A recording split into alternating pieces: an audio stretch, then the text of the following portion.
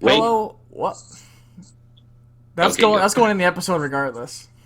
I don't care. Go for it, man. Hello and welcome to another episode of the Sharp Talk podcast. I'm Tom, aka Tom Hosting Outdoors on YouTube and Instagram. Wait. Okay, go. You know what? You go ahead. You go ahead. See if you know From everybody's the handles off the top so of your this is Tom from Hosting Outdoors. Everybody, he is the maestro with the tiny hands on.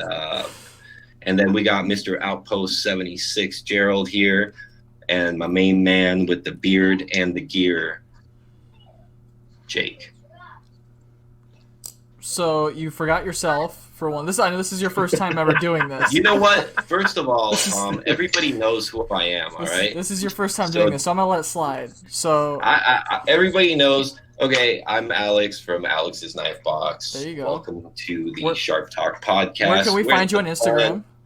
And the fuckery never ends. And you can find me on Instagram under Alex_Knifebox. And also don't forget to check out my YouTube channel, which is under Alex_Knifebox. We got Bearded Gear, Outpost 76, Hosting Outdoors. Where you can find Outpost 76 on YouTube and you know what? Instagram. Shut up, Tom. And you can find Jake, our special guest from Bearded Gear. You can find him on YouTube as Bearded Gear or on Instagram at bearded_gear. Or you could find him on Bearded Gear _ Wait. Tom, what was it? What was it again? I know this is your first time doing this, Alex. You know what? All right. Listen, I've had 27 episodes to practice. This is your first one. Well, not everybody has, tiny little hands to be all quick about it. Hey, listen, I got everything written down on note cards, everyone's handles and shit. So I don't remember it off the top of my head. Our episodes used to be a lot cleaner when I used to script it. Remember that, guys? Yeah, that's okay though. I think people like the fucked up portion of the podcast now. Everyone's so professional anymore, and the unprofessionalness is cool. Just look at Steve's videos, for instance.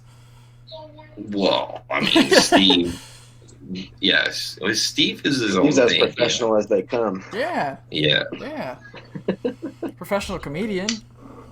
That's my favorite part of his video, when he opens up and he's like, if there are any children in the room. Like that shit cracks me up. So anyway, our special guest today, Jake, thank you for joining us. Thanks for having me. It's been a long time in the works. This has been a complete shit show. Just so you guys know, we haven't went on a hiatus. We've been trying to get this episode recorded for like 5 weeks now, and every single week something comes up to why we can't do it.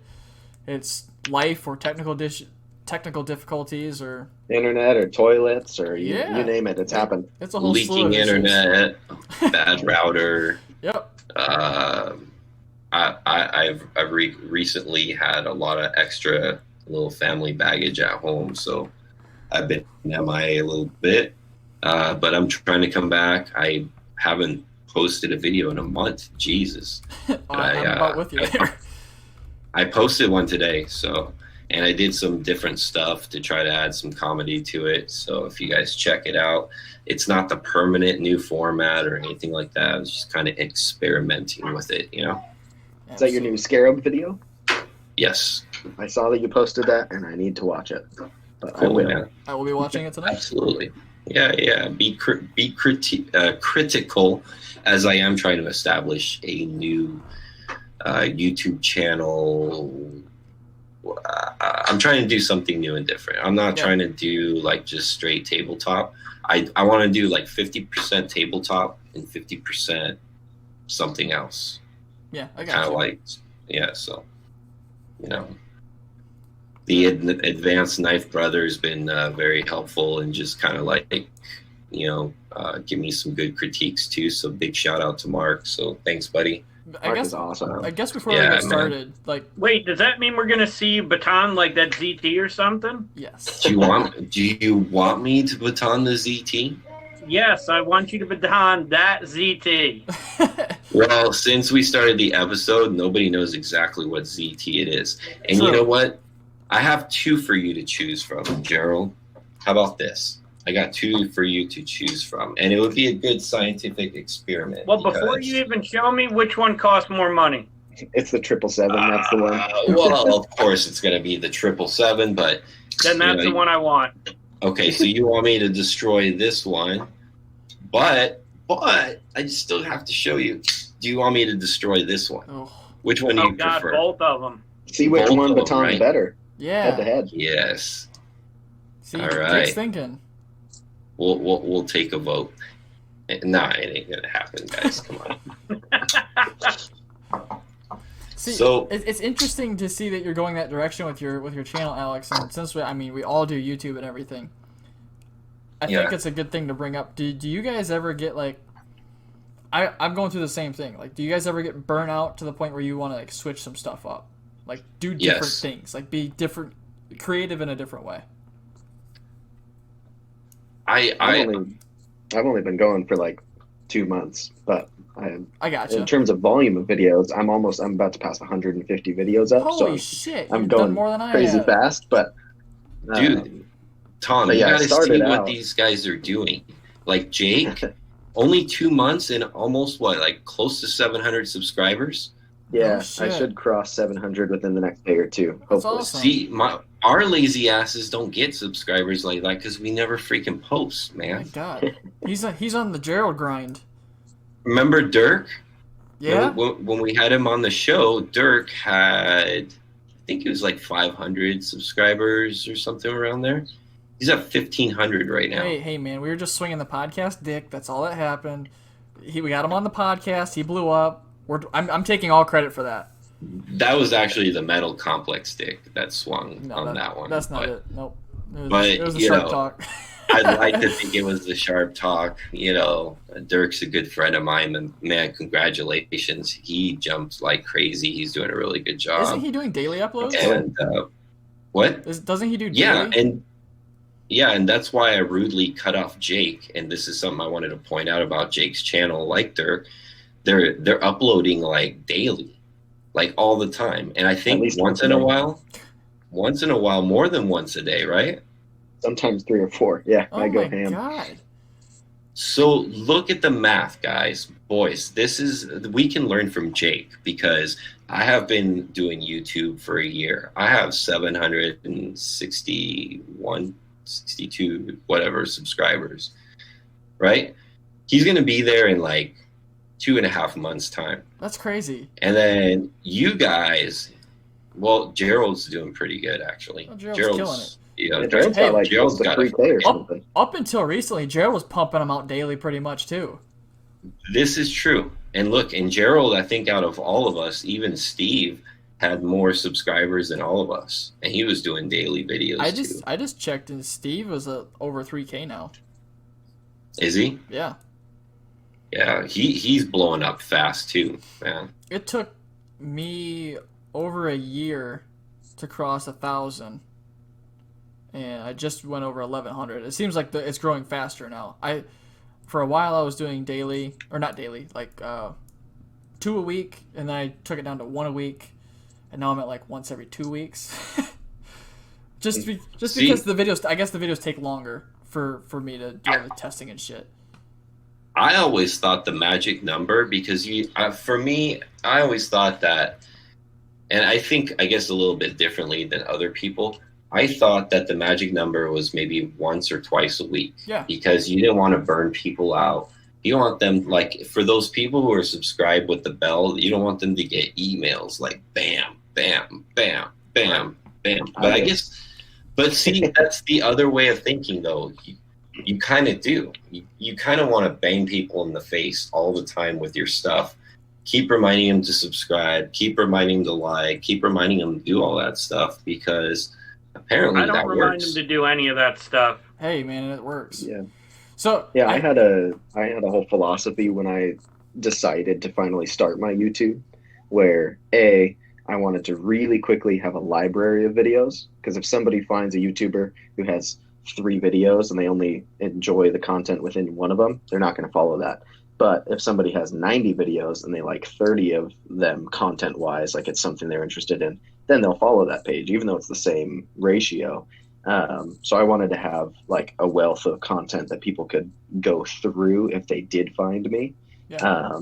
And then YouTube is the only platform as well where, contrary to like Instagram, Facebook, everywhere else, if you post something 3 weeks later, it is irrelevant. You might as well never have posted it. It had its moment, and the only weirdos who are going to go back and find it aren't like really who you're after on those platforms. YouTube prefers the content that ages. So having a library and building it early and quick by getting up 3-4 videos a day a lot of the time, then later I can do one video a day and get to more of like a coasting speed. And I've already got this whole base that I've built under myself, like a foundation of content. And that content's like, I might think it's crappy because I've changed my style a little bit, but the content itself won't really get old. Like, if people are still looking at that knife or that pair of trail running shoes or whatever it is, like whatever gear I'm shooting, then that video, people will still use it to research that stuff for a long time, hopefully. Yeah, absolutely. Yeah, it's really weird what people like. Like, I think back, one of Clint's biggest videos was on backpacks. And for whatever reason, around December, that S110V sharpening video I did took off. And it is, unless it's within the first day or two that I put a video out, it has still been my top viewed video. And I mean, I'm thinking back to like November, it might have had like 3,000 or 4,000 views. It's at like 14,000 now. Jeez. So, like, I think you guys went about it the right way as far as just putting out a bunch of videos, especially when you don't really have a following yet. Because obviously the more content you pump out, the more chances there are for people to find you through a variety of different like search terms and different genres and all that stuff. Whereas cast a wider net. Absolutely. And you might not get as many views up front, but you'll get more followers, and then you'll start to get more views on every subsequent video that you start posting. Yep. I wish I would have done it that way, but that's a lot of fucking work, and I don't want to do that.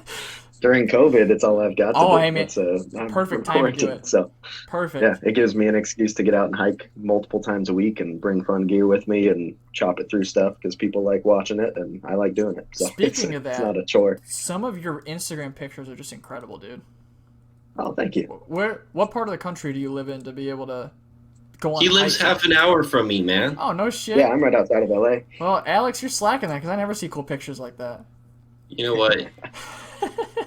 I live in the hood, so whatever pictures you get, like that look like they're in nature, they're probably at a 76 gas station, like on some rock somewhere. The dirt parking lot.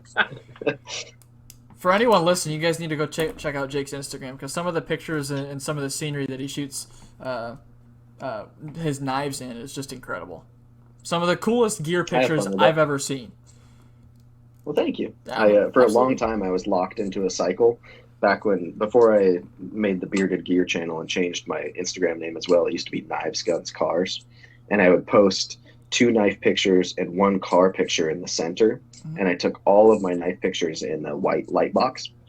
And so everything, it was like 2 perfect white columns of detailed knife photos. Kind of like what Thomas Moore does with all of his like Spyderco pictures. And then in the center, it was one of my car pictures because I went to a lot of car meets and I have fun with photography. So I shot a lot of cars too. So it would be like 2 different angles of the same knife sandwiched around like a Porsche 911 Turbo RS or a McLaren 720S, whatever it is that I threw in there. So it was like this perfect 3-column like white car white system. And it was awesome, but it sucked that I always had to post 3 pictures at once, and I was locked into only taking lightbox photos because that's what my whole feed was. So when I started, I guess right before I started the YouTube, I decided I didn't want to, like, I enjoy being out in nature and I wanted to share that element of the way I use my knives too. So I just switched and now I don't do any lightbox photos. But if you scroll back and if it's the right time, they'll be lined up. See, you can just like I remember that. Kind of tell that you have a photography background too, but just by looking at your pictures and the way you frame your shots and everything, it's pretty apparent. There's some people out there that are really good at framing shots like that, especially with knives. I find it very difficult to do with knives to find the right angle and everything with a knife for some whatever reason. It's difficult to do, and some people do it really really well. I'm not one of them, but you guys got some really cool pictures. Well, thanks. I think Tom's looking for a private photographer for a one-on-one session. Yeah, I'm gonna be a tiny hand to model. try out to be a hand model. Yep. Whatever. For ladies' jewelry. Yes. Precisely. Ladies' underwear. Yeah. Tom, I am not picturing that. Nope, me neither. I am. Yeah, I bet it happened though. See, Alex's camera has stayed at face level. If he went down any further, we might have issues and we'd be kicked off of Twitch right now, as he's envisioning what would happen. Yes. All right, since we've spent 15 minutes, this is the longest we've gone in an intro without telling or saying, what are we carrying today? Anything. Anybody. I'll go. All right, go for it, man. I have a Benchmade Super Freak in the pocket. Nice. This one I just borrowed from my buddy Kyle, DTOM Knives and Gear. I've sent him a knife or two to check out. He's sending me every now and then. And this is the Benchmade that I should have gotten a long time ago. So I did the unboxing on this. I messaged him 5 minutes later and I was like, hey dude, can I trade for this knife or will you sell it to me? And he was like, nope. And so I ordered one, like literally right then and there. I just went on River's Edge Cutlery and picked one up because I needed to have one. So I've got one on the way that's mine. But this one, I'm doing like most knives that I review, I try to carry for about a week and just use them for every normal thing that I would. Some of them I'll do specific testing with, but this one I've one second, guys. I'll be right back here. Okay. River's Edge is my local knife shop, other than the one that I work at. And they're really good guys down there. They're about 2 hours from me. Great people. I love River's Edge. Yeah, they're one of the like most supportive for sure retailers of me. They've like shared my videos and I try to order from them at least once a month. Brian Kent, their owner, is awesome. You can send him a message on Instagram. Brian and Mark are both like anytime, and he'll always respond pretty darn quick. And he hooked me up with a River's Edge pair of 3 back in the day when they were already all sold out. He's like, yeah, we held on to some for in-state residents only and for people who come into the store. Ooh, and I would kill for that. I was like, hey man, I don't want to have to drive 2 hours. Can I just buy it? And he's like, yeah, here, let me send you an invoice. And shoot, I sold it to a buddy of mine, BJ. He's been on the podcast before. For exactly what I paid for it. This was back before everything blew up. Yep. I just saw one go for over 600 the other day. Oh my god! Don't tell me that. That makes me sick because I paid $140 for mine. And he sold it for like, I don't know. It was a little bit more than what he paid me for it. Small markup, maybe $50 or something. He messaged me right away. He's like, hey, do you mind if I sell this for a little bit more than what I bought it off you for? I'm like, no, I mean, it's your knife now. It's not mine. You get to choose whatever you want to do with it, man. I don't give a shit. Yeah, I've seen factory seconds on those go for like $450. That's stupid. Ridiculous. I saw a Swiss Bowie the other day go for $6. Oof. Nuts. I like saw one go for $8. $600 like it. There's not many knives I'd pay $600 to $800 for, and a production Spyderco would not be one. I'd pay $4 for one, maybe $450. That's about it. And even that's a lot. Yeah, that's a ton. Yeah. That's just there's because too many other things out there that I want before I spend that much. What are you carrying, Alex? You got something cool on you? Not really, man. I've been kind of messing with this thing, trying to get to know it. It's the Katie Knives Arson. I like that. S35VN. It's actually a Polish custom knife maker. It's a really nice, plain, simple titanium frame lock. I like how I ask if you're carrying anything cool, and you're like, not really, and just whip out a custom. No, I mean, it's cool. I like it. It's like nice and classy, clean action. It wasn't very expensive. I think it was like $500 or $550. We have different definitions of expensive. My friend. Me too. Well, yeah. For me, for what I got, I don't find this expensive at all. Put it that way. For sure. It's all relative too, especially when you're talking value of something. I mean, you can, when we start talking value, you bring like something like this out. Now we're talking stupid money, for a knife that may or may not be worth it. Yeah, for Here, sure.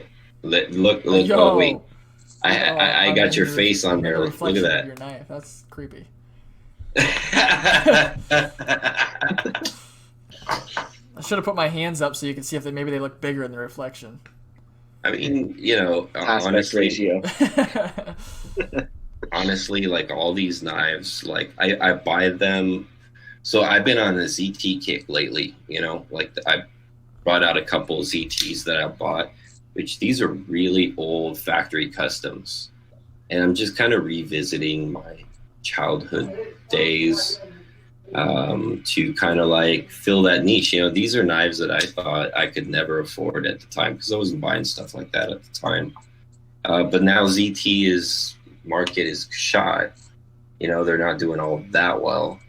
And I still want ZTs, but I go back to the ones that I'm fond of. Yeah.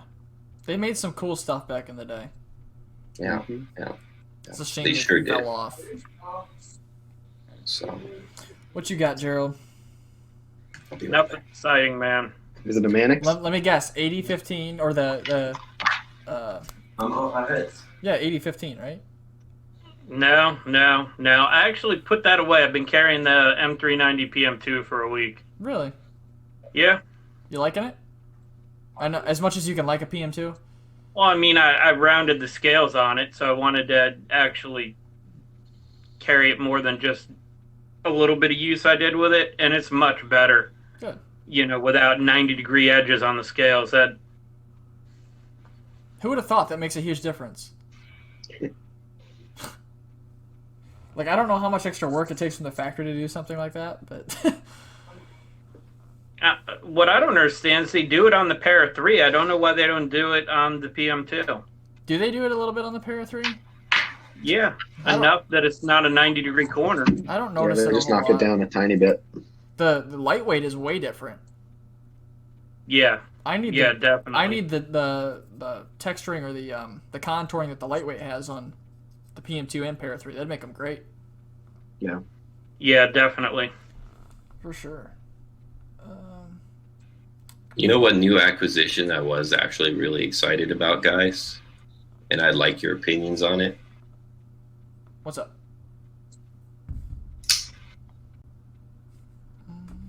What is that? The Batty Warney? Yes, but there's one difference here. You guys notice the difference? M390 and not 20CV? That's one. No, it's a no choice. choice. Highway? It's a no choil. CDL That's too. right, Gerald. Very good. Dude, when I saw this, I thought this was the coolest thing that I've never seen exist before, that I'm glad it is finally here. Dude, no choil Warncliffe. That is perfect. Sweet. It looks What do great. you guys think? I love it. And then he also came out with those 3-inch non-flippers. Did you guys see that? I did not see that. That is sweet. That would make me want to pick up another Hinder. Yep. Non-flipper. Pretty sweet. Speaking of Hinder, I met the man himself this week. Yes, he And- was shaking in his little boots. I was not. Little gloves. Just another person. He wasn't scared because he changed the name of his video like Whatever. a biatch. Whatever. So, can I tell you guys the story at least of how he came in and how... No, you know what? First, you tell the viewers the story of the video. Then you tell the Hinder story. I mean, I feel like we've went over it so often. I don't want to get into the whole thing. No. They go together. Jake needs to know. Cliff notes. Okay, Let's so go. I made a video on the Gen 6 XM18. I had a 3-inch one that I carried for, I don't know, probably a month or so. It's had the tri-way pivot and everything. Great on bearings. Tried to move it to phosphor bronze washers. Sucked ass. Like, it would open like a quarter of the way, and I eventually got it to open like half of the way. Ooh. But it sucked. I'd move it to the Teflon, and it would kind of work on the Teflon. Makes sense, they'll squish a little bit more. It seemed like something was up with the tolerances. with the little filler washers that they give you. Mhm. So I went on USN and tried to figure out, because that's where the Hinderer forums are at. Try to figure out, who should I get a hold of? Because I tried using the contact info on Hinderer's website. Week goes by, no response from anybody. I didn't call. I could have called, but I don't know. I prefer to deal with email for that kind of stuff. So everything's in writing. They give me an email on there of somebody who's, I guess, actually works there. It's like a personal email. Send this lady an email. No response for like another week. I'm like, sick. This is great. Another week goes by, and I sent another email. I was like, hey, this is my third attempt at trying to get a hold of you guys for what I think is going to be warranty work. Okay? So she goes, yeah, it sounds like you just have an issue with the tolerance of your washers. Let me send you a pair of them for free. I was like, cool. Shows up in like a day. I mean, the Hinderer shop isn't too far from me. Put them in, same issue. It's just tight. It doesn't flip. Whatever. At that point, I was pissed. I'm like, this is a $425 knife. You advertise it with 3 pivot systems. It works on one. It kind of works on a second, and it totally doesn't work on the other. Like, great. So I could have sent it in for warranty, but at this point, I was just pissed off, and the whole knife was ruined for me at that point. You know how, like, once your feelings, like, change on something like that, it's permanent. It ruins the knife for you. So I sold it. I took a big loss on it. But before I sold it, I made a review on it, and I talked about everything good about the knife, because I really do like the knife. I like the design. There's a lot to like about that knife. But I also highlighted the bad things. I try and be as transparent in my reviews as possible. Highlighting all the good, everything that I like about it, but I'm not going to leave out the bad just for the sake of not trashing a maker. Of course not. Yeah. No. And somehow, this is not the version that I heard in the beginning, Tom. But listen, continue. As I've aged, I've gotten wiser in my old age, Alex. Okay. A year later. Yes. So basically, I was just saying, I basically explained it like I just explained it to you, that it should work on 3. It's only working on 1, truthfully. And there's just issues I had with it. I even took it all apart 3 different times for that video and showed it with all 3 pivot systems. And if you've taken apart a Hinderer, it's a bitch to take apart a Hinderer because there's so many parts. It's so annoying. And you need bigger hands. Yeah, that too. Whatever.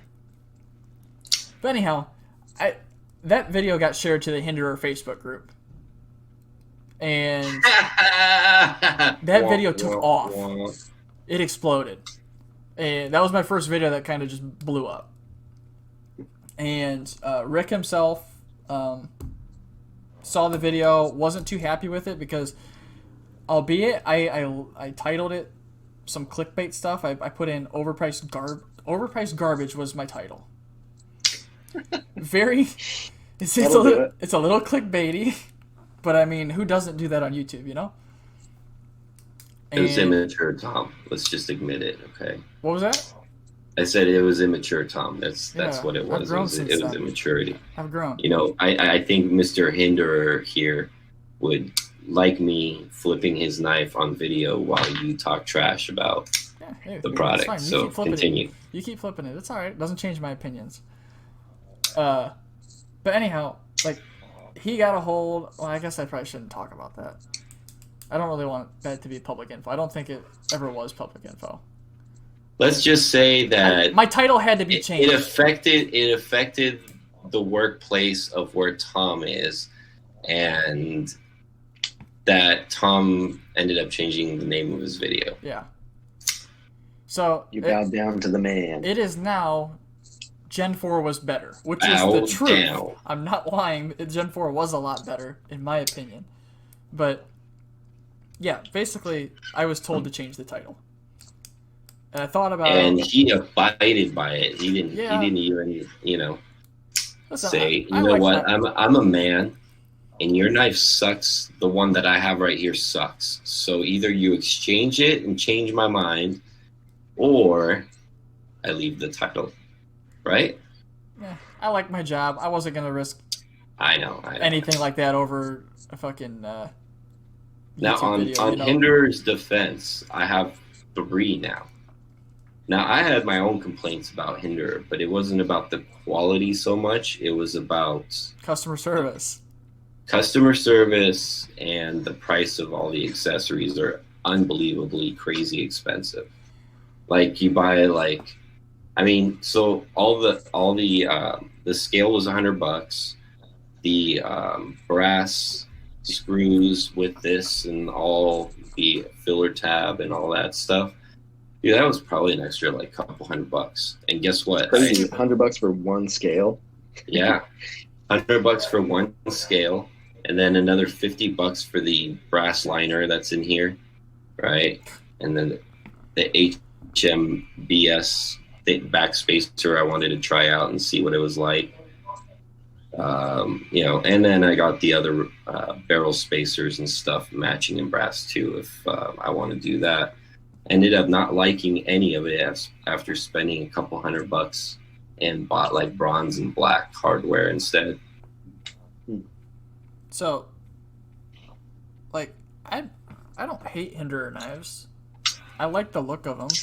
There's just a lot of things now after I've had 3 of them, and they pretty much all had issues that annoyed me. So I just don't think they're for me. But anyhow, the only reason I'm bringing this back up yet again is that where I work, Rick used to work. Like way back before he got into any of his knife making stuff. And it's only maybe 20 minutes from his shop. And so I'd heard that Rick comes in from time to time, but it's like sporadic, like once every so many years. And so I was just kind of minding my own business, doing, my job and shit. And one of my jobs is to check in firearms, check in bows or any customer merchandise when it comes in, put a tag on it, and then they can, go wherever they need to go with it. Well, someone slaps their bow up on the counter, and I was like down on the ground, like messing with some knife stuff, and I just happened to look up, and I'm like, this dude looks really familiar. And he saw Rick Hinder with like the crown of Jesus glowing up on top. What's funny is I didn't even recognize that I didn't recognize that it was Rick at first. I'm like, he looks familiar. And that happens a lot. Like customers come in that you've seen before, and where do I know this guy from?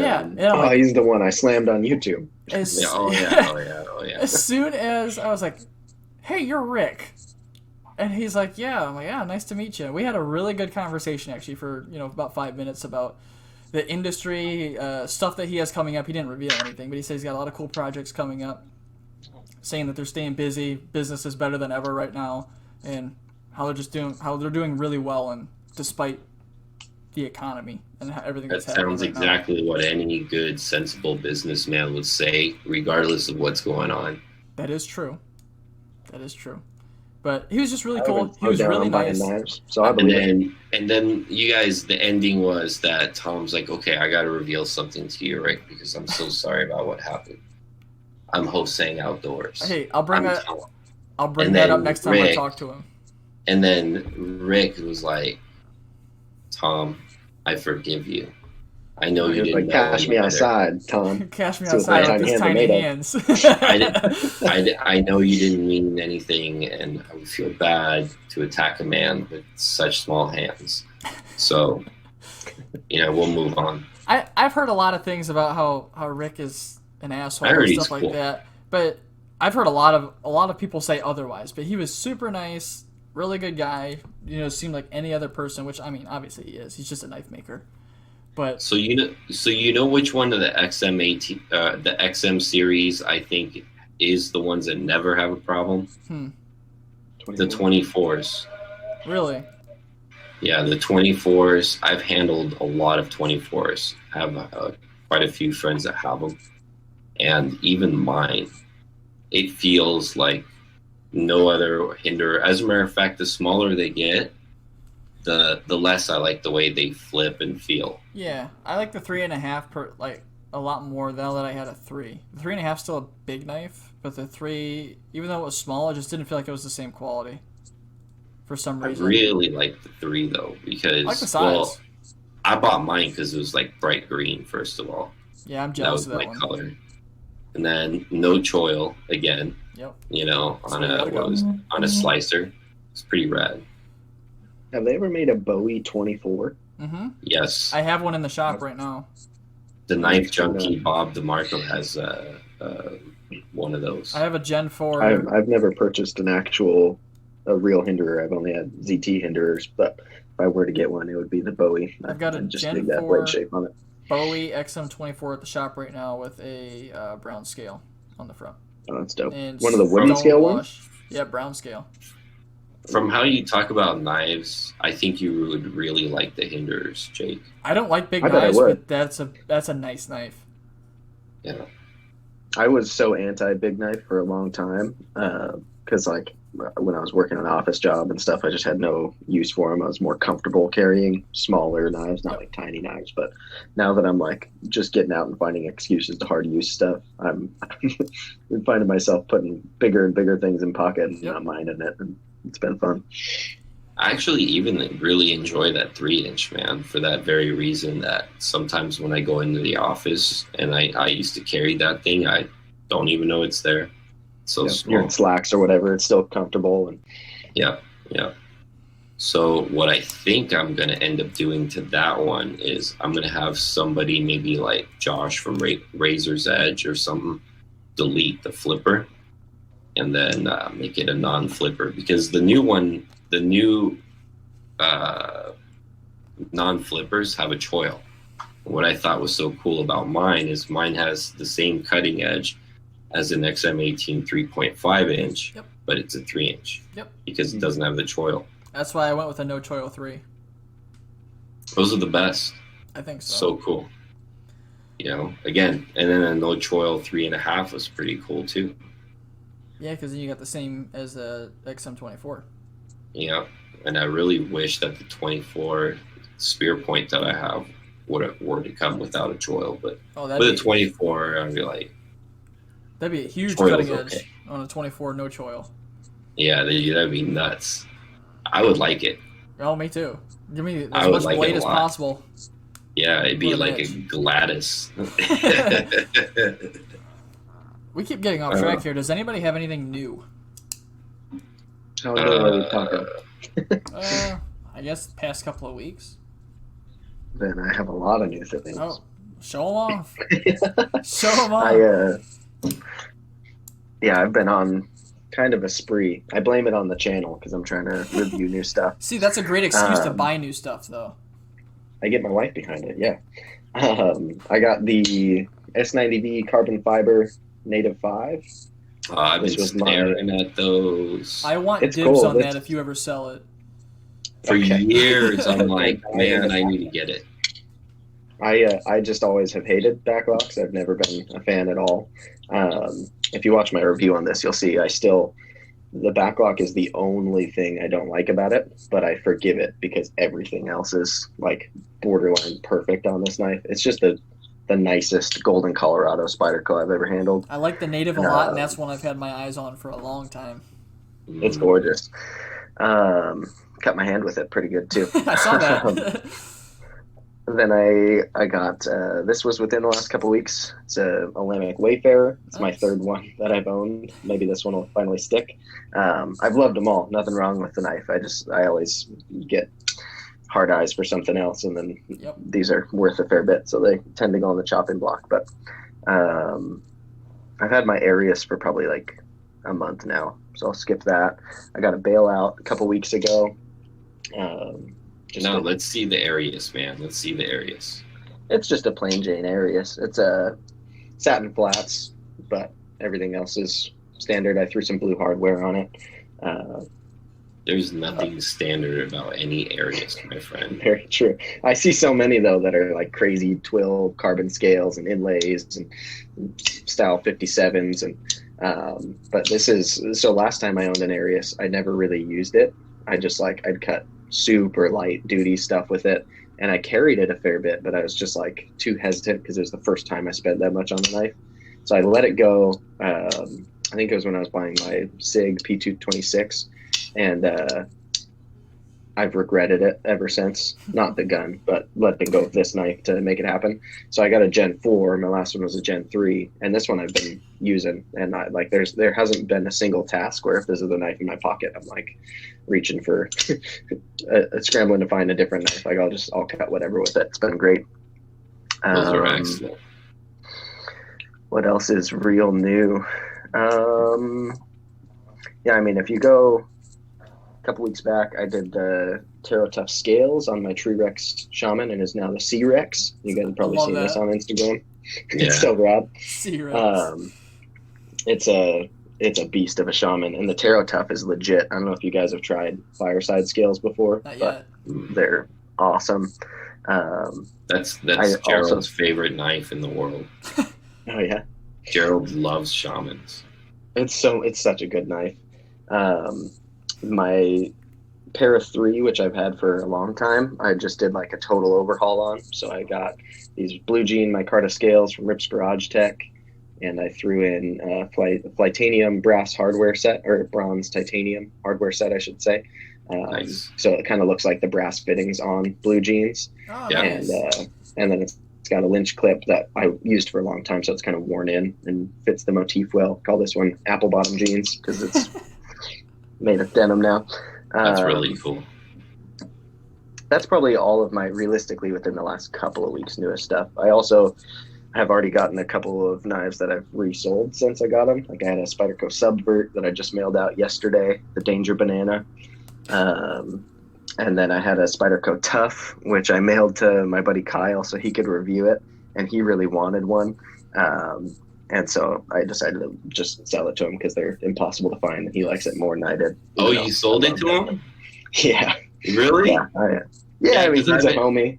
I followed that video because I saw like you recommended him, so I subbed to his channel and I said, "Hey, Jake sent me." And so I'm like checking it out. I saw like he really looked like he liked that thing, man. Yeah, he was like, "Dude, if anybody has one, please let me know." And like, I had already carried it, enjoyed it, and it was kind of a novelty knife for me. Like, my hands are kind of Tom-esque. Uh-oh. That knife was just like, it was really big. No one has hands as small as Tom. Nobody. We measured them on live stream. They're not that small. Yeah, we'll hold them up. We'll compare. Yeah. See, it looks about the same. I don't know. But yeah, so I let that knife go. What else have I sold recently? I don't know. Tom I've sold puts a few magnifying things. glasses on the screen so that his hands look bigger, by the way. So. Yeah. He buys miniature props to put in his hands. So There we go. Yes. Man. So yeah, I think that's about it. I think I've got other like loaner knives. Like I'm borrowing a Crooked River from Kyle right now, which is dope. that's but cool. It's huge. I think I'm gonna get a mini Crooked River because this again, it's like too It's big too for me. right? Well, just this, the finger groove is like it gives me too much room. If the finger groove was tighter, or if there wasn't the hump there and the whole handle was neutral, I'd be fine with how big it is because I've been digging like for when I'm actually like hiking and outdoors. Big is fine, but with that hump there, it's just uncomfortable for my hand. So I may get a mini and do like a custom shop build, make it fancy and cool, or we'll see. You gotta throw some Damon Steel on it. If you want some good examples of those, the Blade Banker has some really cool ones. He loves the Crooked River. He's got I think I follow every him, but I hardly variation see you his can stuff. think of. Yeah, he's cool. Every variation Crooked River you can think of. It's funny because the mini is still like PM2 size, like a 3.5 inch blade, which for me, 3.5 inches is like a good full size knife. Anything above that, I'd call like extra large. Right. So yeah, I think that one would be just a better fit overall for my uses. Very cool. What about you, Tom? What'd you get new? I actually Yeah, have. you said you got a couple new things. I have one new knife, and I have a couple new things. I have my one new knife is a Hogue Deca. Oh, cool. Good choice. Mine's in the mail. One I've wanted to pick up for a while. Had a good opportunity to pick one up at a lower price. Here we go again. No, it's not through work. Don't you worry. Was it the Gerald hookup? It was the Gerald hookup. That's how I got mine. Yeah. So, This one Wait, initially, I want a Gerald hookup. you don't on get a it. You got Deca. fancy knives. You What do you mean? You stay over there with your I got This is expensive below knives. you, knives, Alex. man. I got Over cheap here knives. flashing 777s and 454s and. What is that? What's a 777 and what is a 454? Yeah. I have no idea what you're talking Yeah. about right now. I don't even know what that is. Mm-hmm. It's just a bunch of numbers. What does it mean, Tom? So anyhow, what, you didn't think I knew what the, especially the 454? Not a lot of people know that one. Yeah, well, I don't know what that is either. Maybe you could explain it to me, Tom. Whatever. Go play with your fancy ZTs. How do you like that Deca so far? You enjoying it? I actually really like it. Like, if I were to design a knife, it would be damn close to this. Like, perfect blade shape. Handle would be a little bit more neutral. It'd be like Gerald's mods that he did to it. Way more neutral, rounded handle scales. Less screws, preferably. But It's got a ton of screws. I mean, it doesn't bother me. It's not like it affects anything. Did you get are you keeping that clip on it, or did you get a different clip for I'm it? probably gonna keep this clip. Honestly, I don't really tend to change out clips too often on knives unless they're atrocious, like the Para 3. Tom, What? when it comes to that Deca, I honestly think you wasted your money Why? because you already own one of these. So that is in the safe, or my version of the safe, the closet behind me. I In have the safe. the 940-1. These need to be used, baby. These need to be used. See, this is like a user for me. Dog, that's a collector for me, because I know that's gonna skyrocket in value. No, I haven't used it yet. didn't Gerald think you loves did. hearing that. So, what I was getting at with this is that it had problems when it showed up. So, centered and everything, grinds look good and everything, but when I would take the knife and flip it over like this, the tip would come maybe 1/8 of an inch out of the handle. Like, there was no detent to it. Oh, D10. It would catch at a D10 certain rock. point, but it would fall out like that much. So, I actually got a hold of Neil, and he gave me the hookup, and he was like, hey, got me with their returns department, and got me a return label and everything, prepaid, so send it back, we'll get you a new one right away. I'm like, awesome. So I'm flicking this the other night because I haven't had time to I don't have a UPS drop box near me. My nearest one's like 20 minutes away, and I haven't had time to run there. Flicking the bean. And I'm sitting here messing with the knife the one night. I don't open it maybe 30, 40 times total. And I'm like, it's not doing it anymore. Like, it's not... Everything's working fine. So last night I got home and I flicked this thing open and closed and checked every time. 75 straight times. No issues. So I don't know if it just finally broke in a little bit, if it was hanging up on something, if there's a burr on the tang or on the lock bar. Or... I don't know. But all I know is it's working fine now. And it's smoother than any Benchmade Axis lock I've ever gotten in. They just have a different feel to them. I don't know if you feel the same way, G. Like, they're just so much like smoother and they're tighter. This is how, like, what an Axis lock should be. Oh yeah, feels so much better. It's like what they should be. Yeah, I like the knife though. I'll use it as 20 CV, which, but we'll see. We'll see how it was done. I don't know if you pay attention to all the crap that we do, Jake, but like the M390 stuff just doesn't excite me anymore. Yeah, I'm not like testing knives like you guys are. I'm using knives pretty hard, and so I'm not like a steel snob, but I definitely geek out about like seeing the results. Yeah. And I'm totally guilty of, like, if you look at my knife case, I've got Rex 45, 10V, Maximet, S90V, M390, like 3V. Like as you go through my case, I tend to buy steels as much as I buy knives, just because it's like spices it up, makes it more fun, and I enjoy seeing what I can get out of each one. And I try to buy like if it's a Spyderco, I try to buy the one in the steel that suits my use for that knife. So like my Shaman is Rex 45 because it's like my bruiser outdoor knife, and I love that steel for that application. But like a 10V PM2 makes sense to me, whereas like a Maximet makes more sense on the Pair 3 than the PM2, the way I use the two. So seeing what you guys do helps me to make those decisions. And yeah, you two and Cedric and Ada are like my go-to channels. Appreciate I guess what's his name? Triple B and Michael Christie I watch as well. But Michael Christie. There's 3 steals I avoid at all costs. D2. I will never buy a knife in D2. Like, never another, anyhow. S35VN. Not a fan. You'd love my Chris Reeve videos then. Hey, I like Chris Reeve S35VN is great. Like, sure. But it's still S35VN. Yeah, people get real mad when you say that on YouTube. You can put lipstick on a pig, but it's still a pig.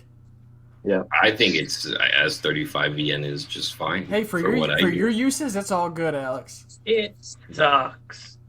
Come on, man. Let's just be honest.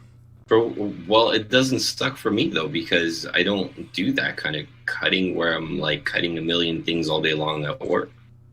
Yeah. I cut my sandwich bag. I cut the lint off my shirt. I occasionally think S35VN is a great steal for like a gentleman's knife. Yeah. If I'm getting a knife that's like a little bit dressy, that kind of thing, then I'm all for it. And it's I don't very stainless mind it, too. But yeah, it's a good steal in my opinion. But I get a little bit tickled when people keep calling it premium and like acting like it's a top tier steal. It just it was 15 years ago, maybe not now. I've wanted to pick up a Sebenza 31, but every time I'm like, yeah, it's still S35VN. If they change it to S45, even though I know it's not going to be a huge difference, I might be a little bit more inclined to pick one up.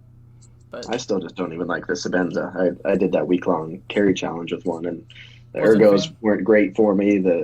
I do not like the action. I get why some people do, but I can't stand it. I wish there was a frame lock insert. I wish I would change too many things about it I just can't justify it at all. So I did buy some non-knife things or non-knife objects pertaining to all of this. All right, let's see the cute little panties you got. Yeah, they have a built-in holster for my Deca. Yeah. Yeah. So yeah, is that what you kids call it nowadays? Yeah. Trying to get some of this Deca, Alex? you flicking your Deca at me? Yeah, that's it. So I've been experimenting with getting into freehand a little bit more, and I use my Wicked Edge still for all my tests and everything. But I do enjoy freehand a lot. There's just something different. Like, you get a different feeling when you get a good edge by hand. Like, Schwing. I don't know He's why. getting excited. I don't know why. But he's getting excited. So I consulted with a bunch of different people on this, and I ended up getting some Veneve OCB bonded diamond or resin bonded diamond waterstones. It's a mouthful. Those are the bomb, dude. So those are expensive. I got a 240 and 400, and I have a 800, 1200. There's two. What'd you pay for those? One was $81. The other one was $88. Yeah. A little pricey. Yeah. I almost went worth it with the higher end series one that was like $160 each stone.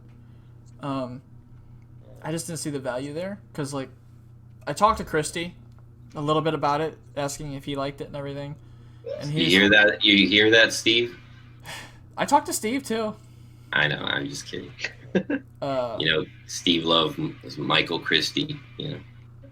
I like Mike. Mike's a good dude. I've had good conversations with Mike. I think he's cool. I like watching his videos. But he does do too many fucking progressions, though. It's like... Oh, I agree. It's like, geez, man. He was telling me to go Dragon Series, which is the higher end one. This is the Phoenix Series, because I'd be lapping them less often. Okay. I'm not too concerned with that. I don't mind lapping a stone. They're not going to need it that often anyhow. They're a resin bonded diamond waterstone. They're hard. There's not like a Japanese waterstone. I don't know. I know Gerald knows. I don't know if you guys know Mike from I Heart Knives. Mm-hmm. He has these same stones, and he goes, yeah. He goes, I clean them like every 2 or 3 sharpenings. He goes, I lap them maybe every 10 to 15 or so. So after hearing that, I was like, oh, I'm good. I can just lap them. And he kind of pointed me in the direction of some stuff to lap them with and everything, which is great. Cool. I got one sharpening on those stones, or actually technically two, and really, really like them.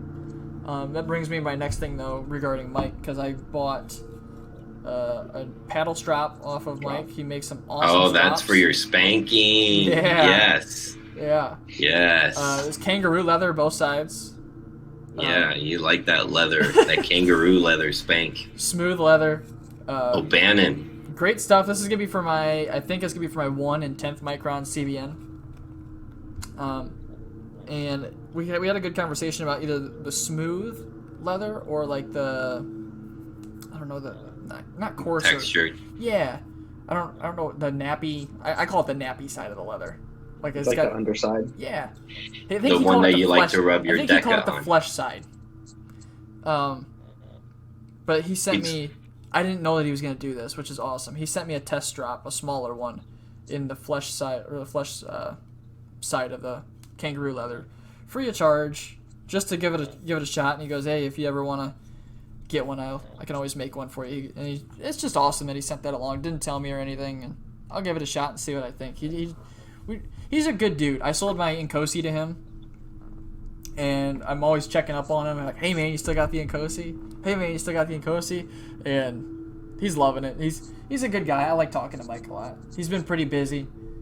He makes great straps at pretty reasonable prices. So if you guys are ever listening to this, he's I Heart Knives on Instagram. You should hit him up he makes straps out of the kangaroo hide, standard cow leather, all that good stuff.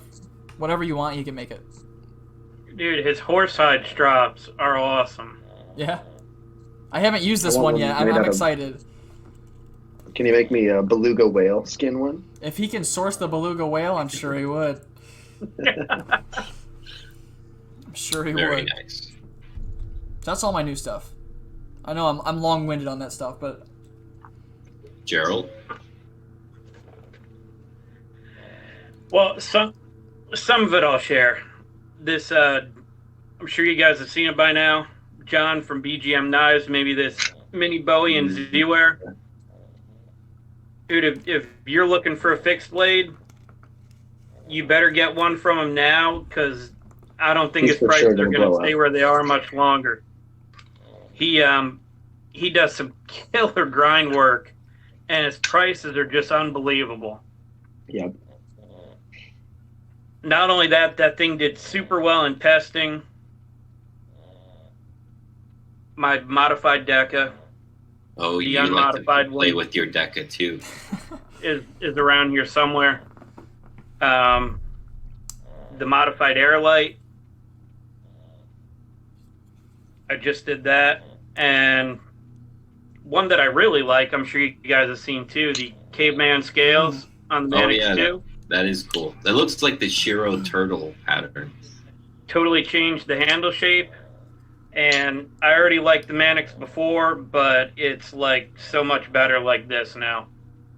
That's I cool. didn't like the Manix before, and you made me want one, so I should try to send those scales and see if it fixes it for me.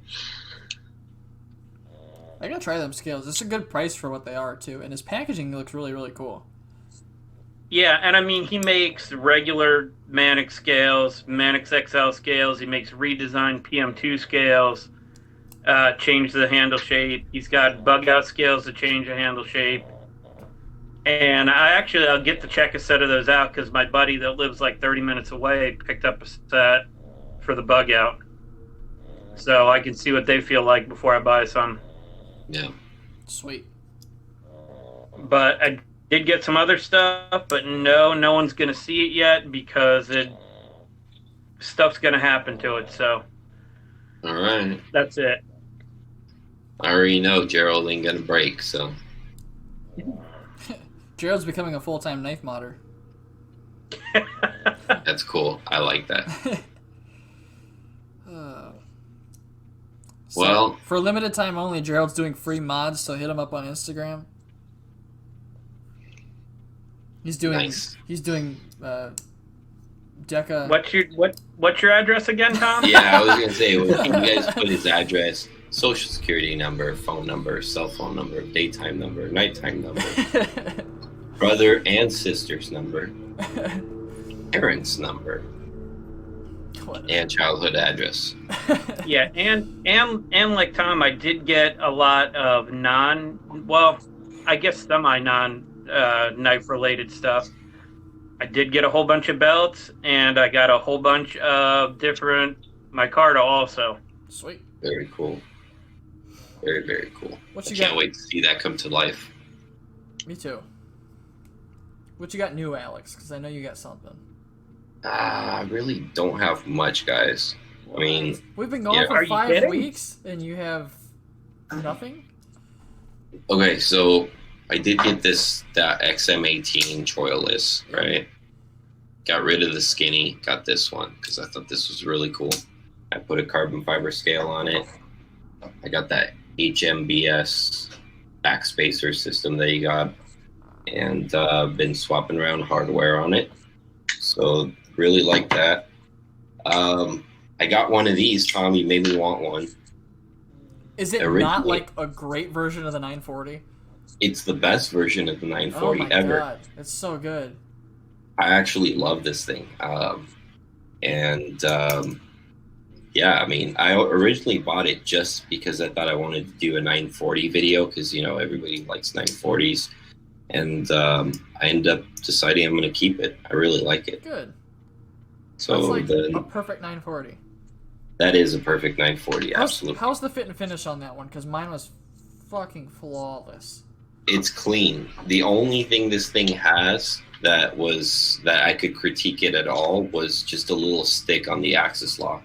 That's common. I'm not. That's not a fit and finish. No, I mean I don't mind that. And it's going away with time. You know, yeah, it will. The more I think it. So I got that.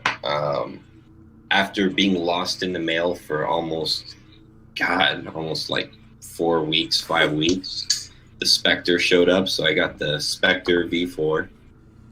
Please don't hit me up on Instagram. I'm not selling it. Don't offer me $1,800. I would have had a panic attack if my Spectre was lost in the mail for 4 weeks. Yeah, it was crappy. First impressions, I mean, I've spent some time with it. I've had it for maybe about like a few weeks or something. Versus the Spectre V3, which was the frame lock version. I like the frame lock version better.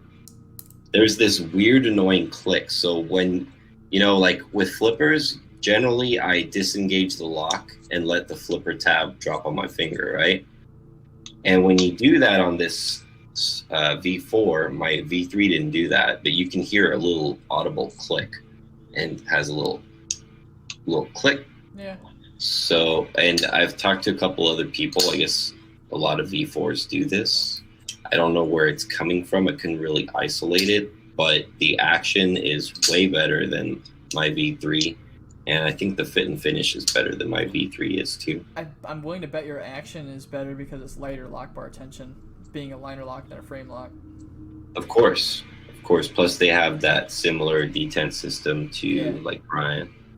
But being that it's a two-tone Spectre, I got to pick the colors on the knife and all the hardware myself. It's pretty cool. So I decided that this was going to be the one I keep. And I sold the V3 because I have a Cultratech Urs coming. If you guys haven't seen it, it's like a big, interesting kind of flipper, Warncliffe design knife. It's got like a mirror-ish polished blade. And the backspacer's got a corkscrew in it made of titanium, so you can be fancy and open wine bottles carrying this thing like a gentleman. So it's really same cool. Thing with my Swiss Army knife.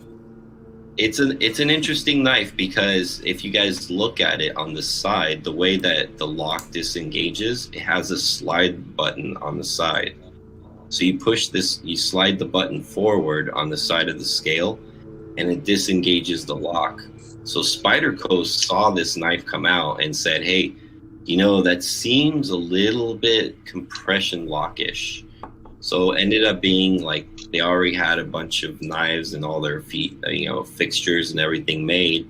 And this knife has more parts than an AK-47 in it. It's got tons of parts. When they strip it apart, there's so many parts to the lock and everything else. So they ended up having to pay Spyderco for the use of that lock, and it's only limited to 100 pieces, and after that, that's it. So I ended up getting one of those, and I sold the Spectre for that. Damn, and, Alex, with your Russian connections. Yeah. Well, no connections, man. I just went on Instagram and I said, hey, I want one. How long? So, but then I got furloughed, so then, you know, you get something, you sell something. Well, that's true. So I got that. I already showed that KD design knife off before. I did get the ZT 0454 very recently, and I really like that. That's just kind of going back to the early roots. Yeah, going to the roots of the earlier part of my knife collecting when I thought this was a knife that was very difficult to acquire. So the only thing that differentiates that from a 452 is the subframe lock, correct? Other than the Crazy Blade. No, there's a lot more than that. Really? Yeah, so comparing to a 0452, the whole knife is different. Oh wow! You can see the back spacer is sculpted titanium. It's all one piece, not barrel spacers. The carbon fiber is actually contoured. It's rounded, so it's not flat slabs like the 0452. And then, of course, the subframe lock and the 3D milled clip. The pivot is different too. I mean, the whole knife, it's so it's like the same different. footprint, but everything is different. Correct, exactly. So it's the same size. Yeah, I would say the handle feels completely different to me than the 0452. It's even got like different cutouts for the fingers. But when you put them side by side, they're very similar. So very cool. The blade is 14C28N in the center and CPM D2 on the top and bottom. Fused with copper. Yeah. Pretty cool, huh? The D2, it's Tom's favorite steel. Yep. But it's the CPM sword, so it's good D2. It's still shit. Let me see. And Not that you're gonna do any cutting with it anyhow. And then, of course, the 777, and that is correct. I am not going to be doing any cutting. So I finally got a. So I had a no cutting. Yeah. So I had a 777 in black before, like about a year or more ago, that I sold, and I regretted it, kind of. So ended up being I bought a 777 M390 satin, like a full satin one. And when I got the knife had been resharpened and it was really ugly. So the guy didn't disclose that. So I returned the knife. I'm still waiting for my money back. And I bought this one instead. I sold some stuff, of course, to get this one because it's kind of expensive. But I got this and the 0454 from the same collector, actually. So, and then that's kind of all that I have. I mean, and then I did get some other cool stuff because honestly, I've never been into EDC gear. So, you know, John Gray pry bar. Like that. You know, so I've been kind of messing around with little pry bars and stuff like that. I got a Grimsmo Saga pen. Nice. Kind of check it out. These are kind of pricey, but kind of cool. Figure it matches my Norseman. I got this really cool titanium pen from, I can't remember who. That's a, it's got oh, damn it's it. popular. It's a tie bolt.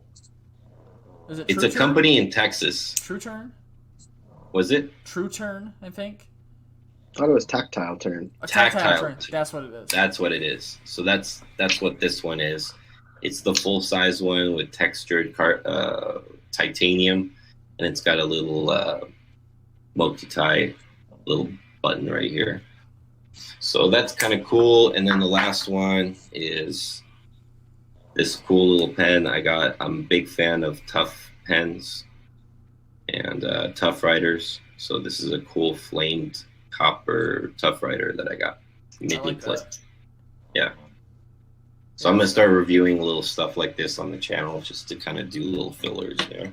Yeah, definitely. All right.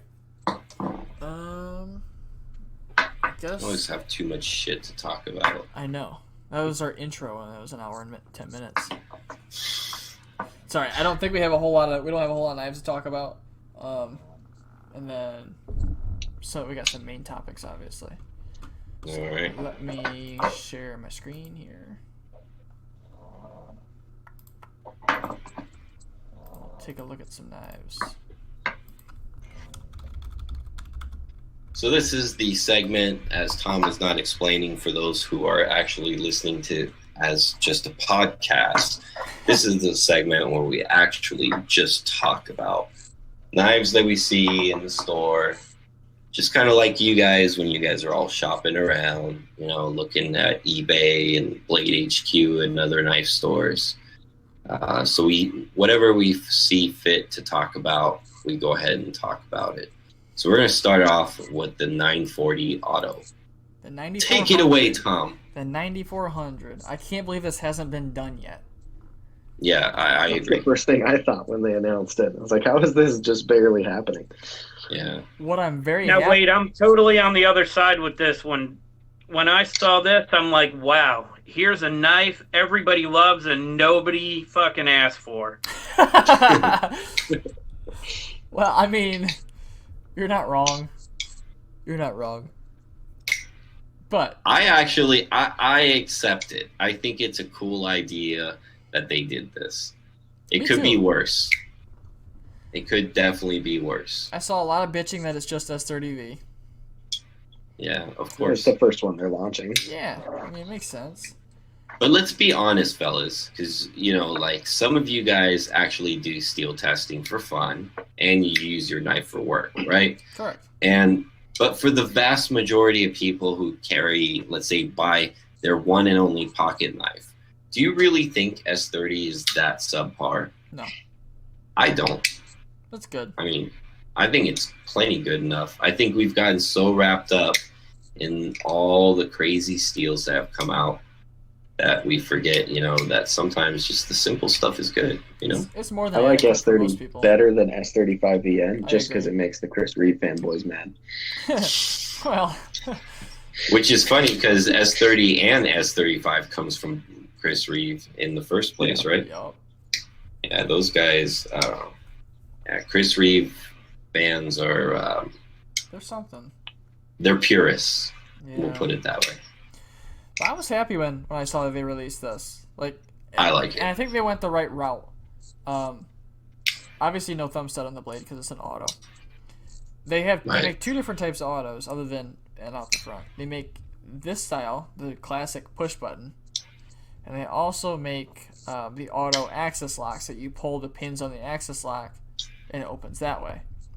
When I I don't first like That's stupid. When That's stupid. when I I first hate the saw- axis lock. I got sent this in an email one day before it got released, and when I read the title, I was like, please don't be an axis auto lock. And I opened it up and I was so relieved to see the button because it's just going to work so much better on this knife. Yeah, button locks are great. And they kept the stylings exactly the same except for the slightly bigger pivot to incorporate the auto mechanism. Right. And the little divot to have like a recess so you don't accidentally press that button when it's in your pocket. I think this thing should be black. It's auto. It's tactical. I'm sure It it's should be coming. black. I'm sure, especially if it sells well. And the price isn't crazy. $229. Like, it's not ungodly. Like, the normal 940 will run you like $190-ish. Yeah, So, I'll get a Pro Tech before I'll get that though. Oh, I agree, 100%. But Yeah, for guys that like, I mean, for the guys that like I their- think it's the price we should expect from Benchmade yeah, anyways. it's the butterfly tax. Right. So, All right, I got another one here. I got a couple from Benchmade actually. All right, we got This is the the Mini Freak, the Super brand new Mini Mini Freak. Freak. The 565-1. Yeah. Oh, nice. So That one I'm with. Still expensive, but I think it's dope. here's what I don't understand. So they came out with a Super Freak in the full size. Why would you just release a mini Super Freak? Like, I feel like that would be such a hit already. I'm not complaining about this. This is a great variation. But, like, I don't know. I feel like It seems like they did a copy paste of the 940-1 instead of doing a copy paste of the Super Freak, which I can get behind. I'm sure they sell a ton of the 940-1. Yeah. Like, they do their S90V pretty well. The carbon fiber always looks good. They did some different milling on the handle on this one. That looks like legit carbon fiber too. Oh yeah, it is. Mm-hmm. That's like my 940-1 is some of the nicer carbon fiber. So that's a 3-inch. That's a 3-inch blade. Technically, it's just under. I think it's a 298. No, I guess they are calling it. They are calling it Perfect 3. Well, that's what they're calling it, but okay, that's kind of cool. Yeah, I'm intrigued by it. I'm really tempted to pick one up. I've heard they're starting to ship. Like people should start getting them late next week or something.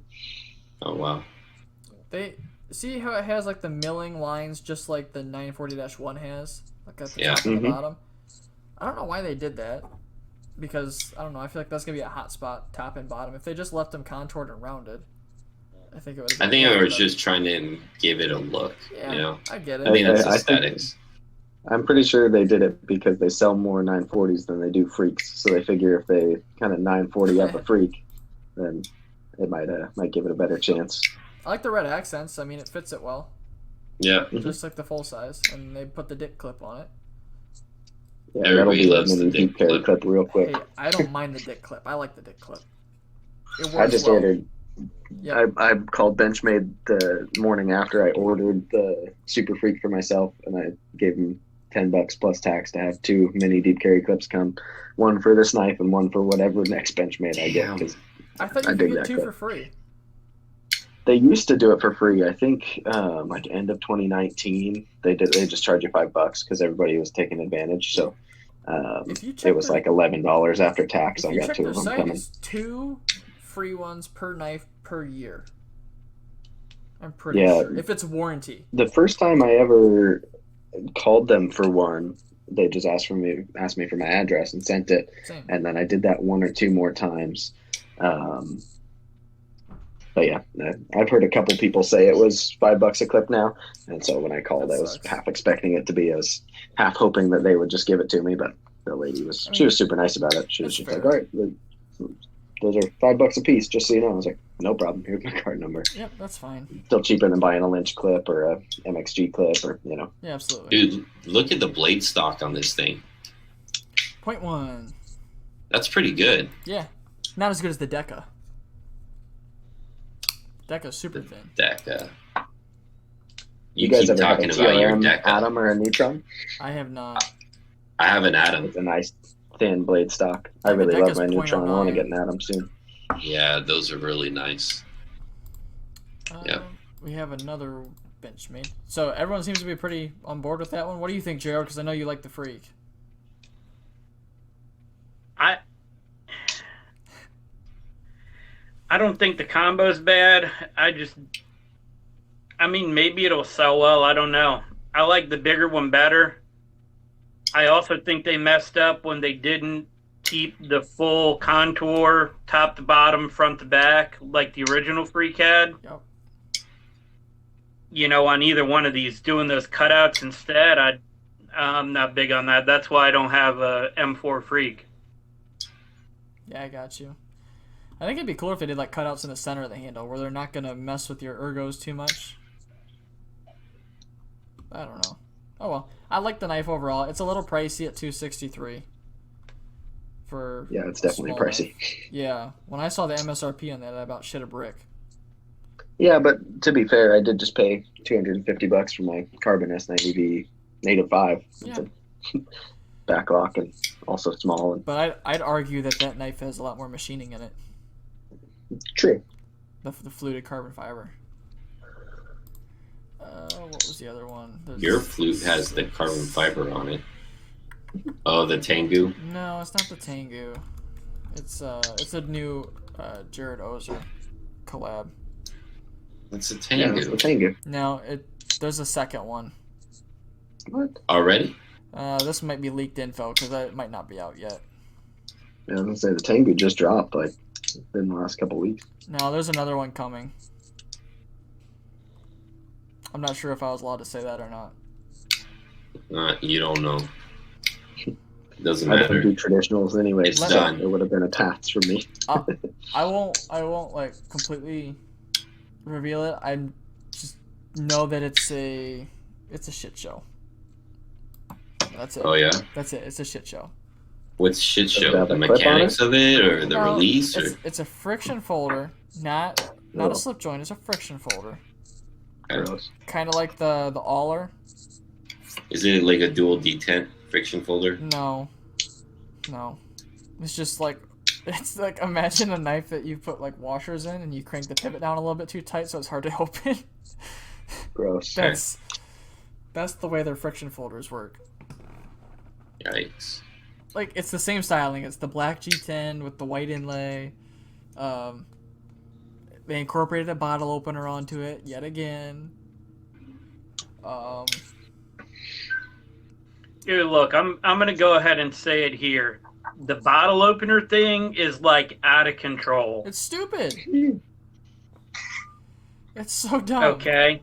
Yeah, on one or two things. Do you know how many things I don't even consider because it's got a bottle opener incorporated into it?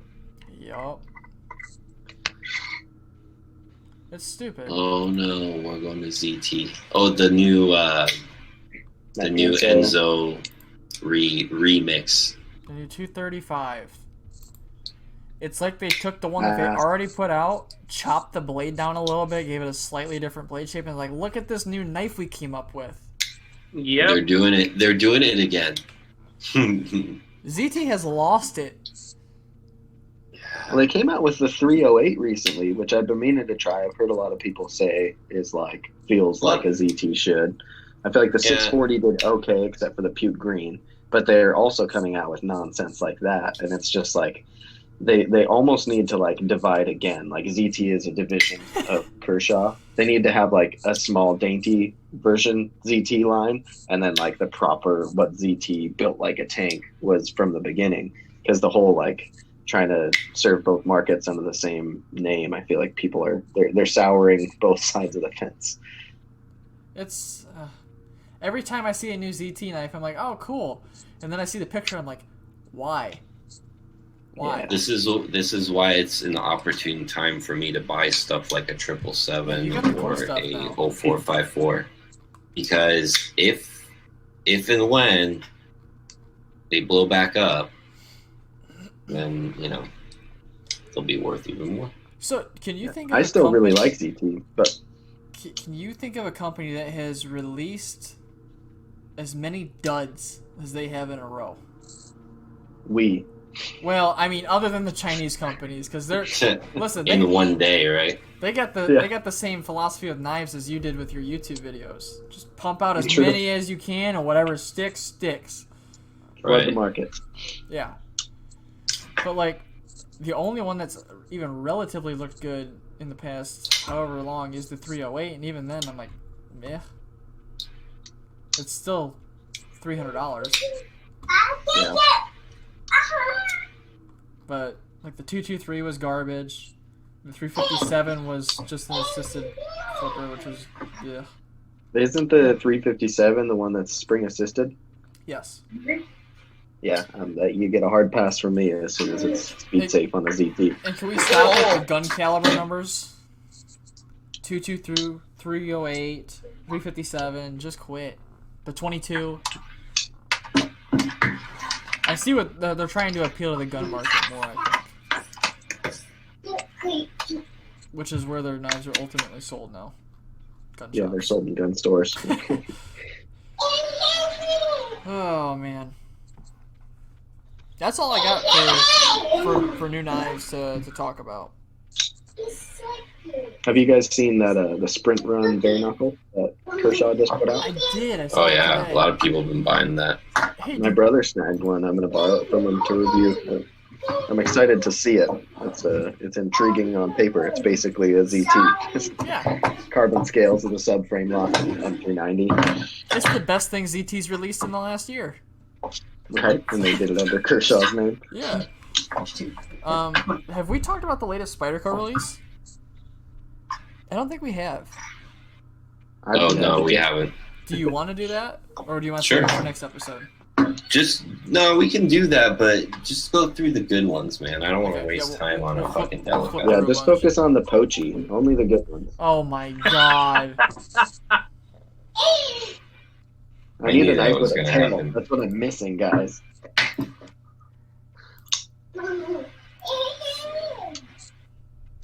Samantha, no.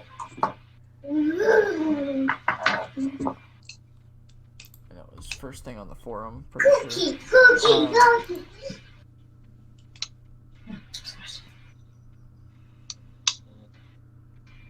Where did I see it?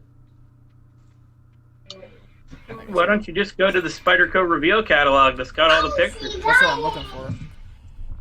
Spyderco Reveal 5. There was some good stuff in here. They had a lot of good ones. But, There's stuff I plan on picking up for sure. but not everything excites me. They have another collab with Lion Steel. The Pokey. So, Poachy, whatever you want to call it. Yeah, the Wow. Gucci pie. what is that thing? It's got a tail. That's all you need to know, Alex. You have to have one. So, Alex, I know that you've listened to the Knife Nuts podcast pretty much since the beginning, right? Yeah. Do you remember when Levon was talking about the knife that had a tail at one of the shows? Yeah. I've been talking about it for forever. And nobody would believe him? This is the knife. Wow. He says he's stunned that it actually made it to production. I am too. It's different. So wait, what's that thing supposed to do? Is it supposed to just give you more space in your hand, no or one knows. Fashion. I think it's like almost like a built-in lanyard to give you more grip. yeah, that's what I was It's to, gonna say. Like, it's to stand it up on its ass end for Instagram pictures. I'll do it. who's gonna take pictures of that? I know, right? Wow. 100% I'm going to buy one just for the gram. Oh, so they collaborated. They made a Spyderco opera. I mean. Yeah, it's a Oprah. Lion Steel made knife. Oprah. That's cool. The opera was kind of a cool Wow. knife. Yeah, that's all right. I mean, it's a neutral handle for like somebody that's older and might enjoy that. More Spy 27 stuff. The Canis is already released. Wait, go back to the Spy 27. You got Native and a Mule Team.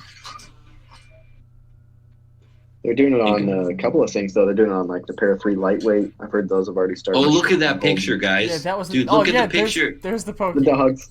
It's in the dog park. What is that?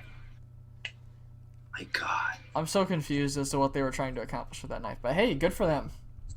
We should recreate that picture, but instead of the knives, it's us in the dog park. Wow.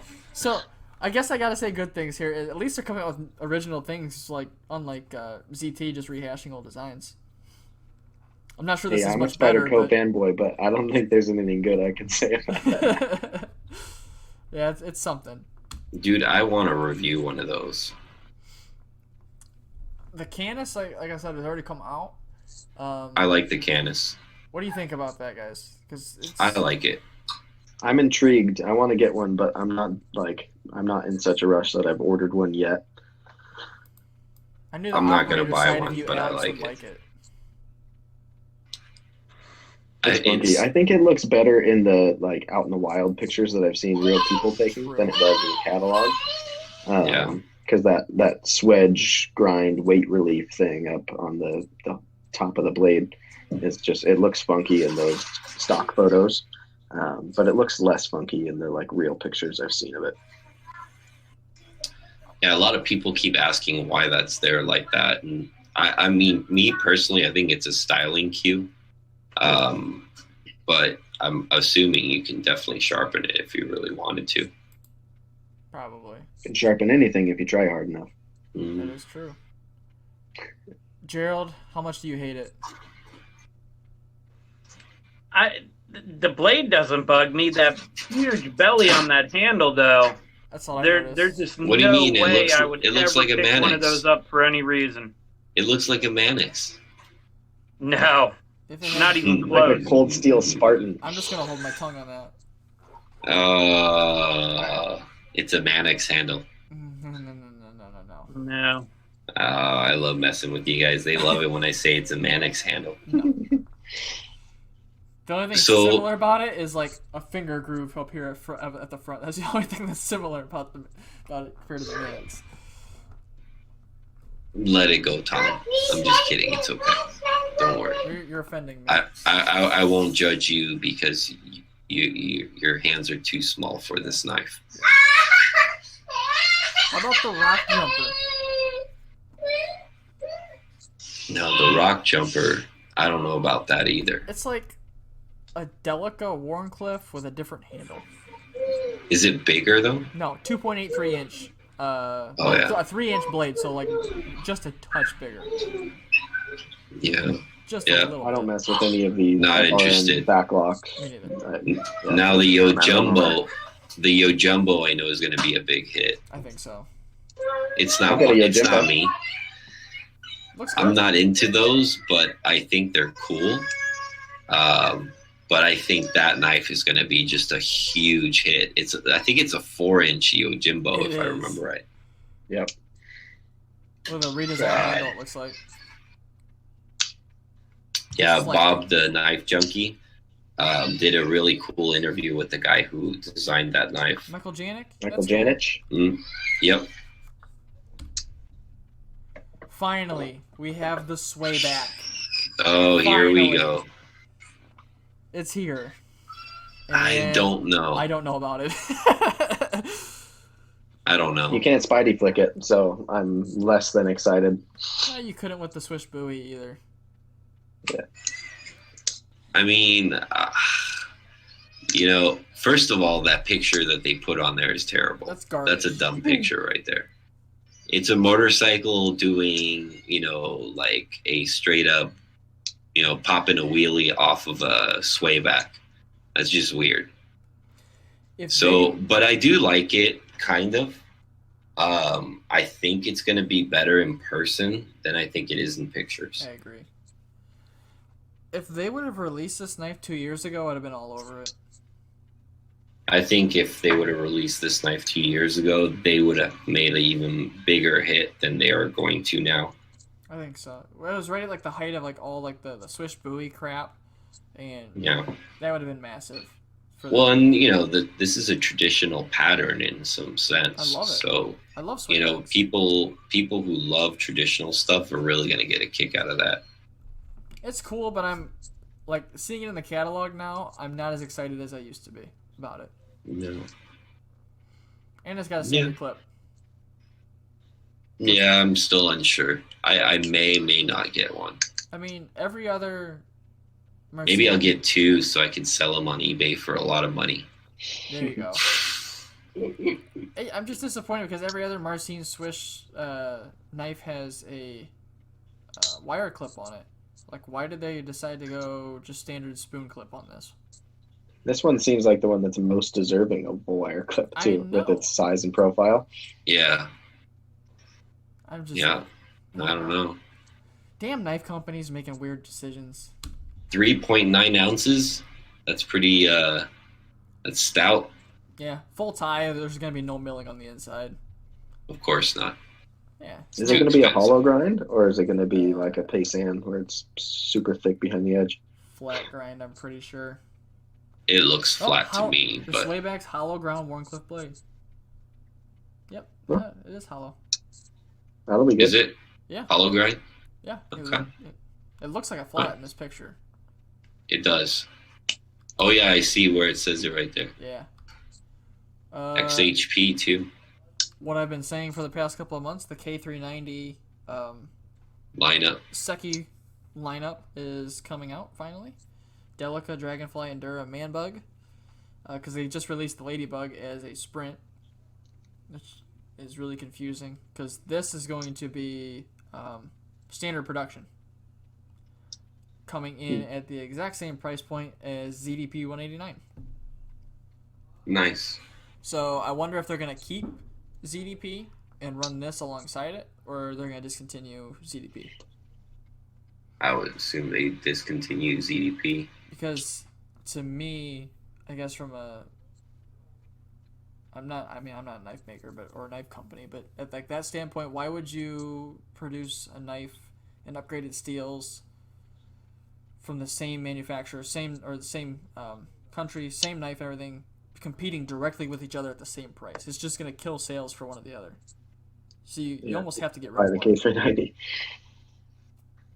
Well, it's either you kill sales for one or the other, or you get a more of a mass market for people who, and tell me, Tom, you don't think that there's going to be one guy that buys not only the ZDP version, but he wants now the K390. So now he bought two knives. I mean, it's possible. Oh, look, you also have to look at ZDP is stainless, K390 is not. Stainless-ish. Well, yeah. Stainless. Yes. Much better than much more than K390. Yeah, that's true. That is true. All right. I lost interest. Let's move along.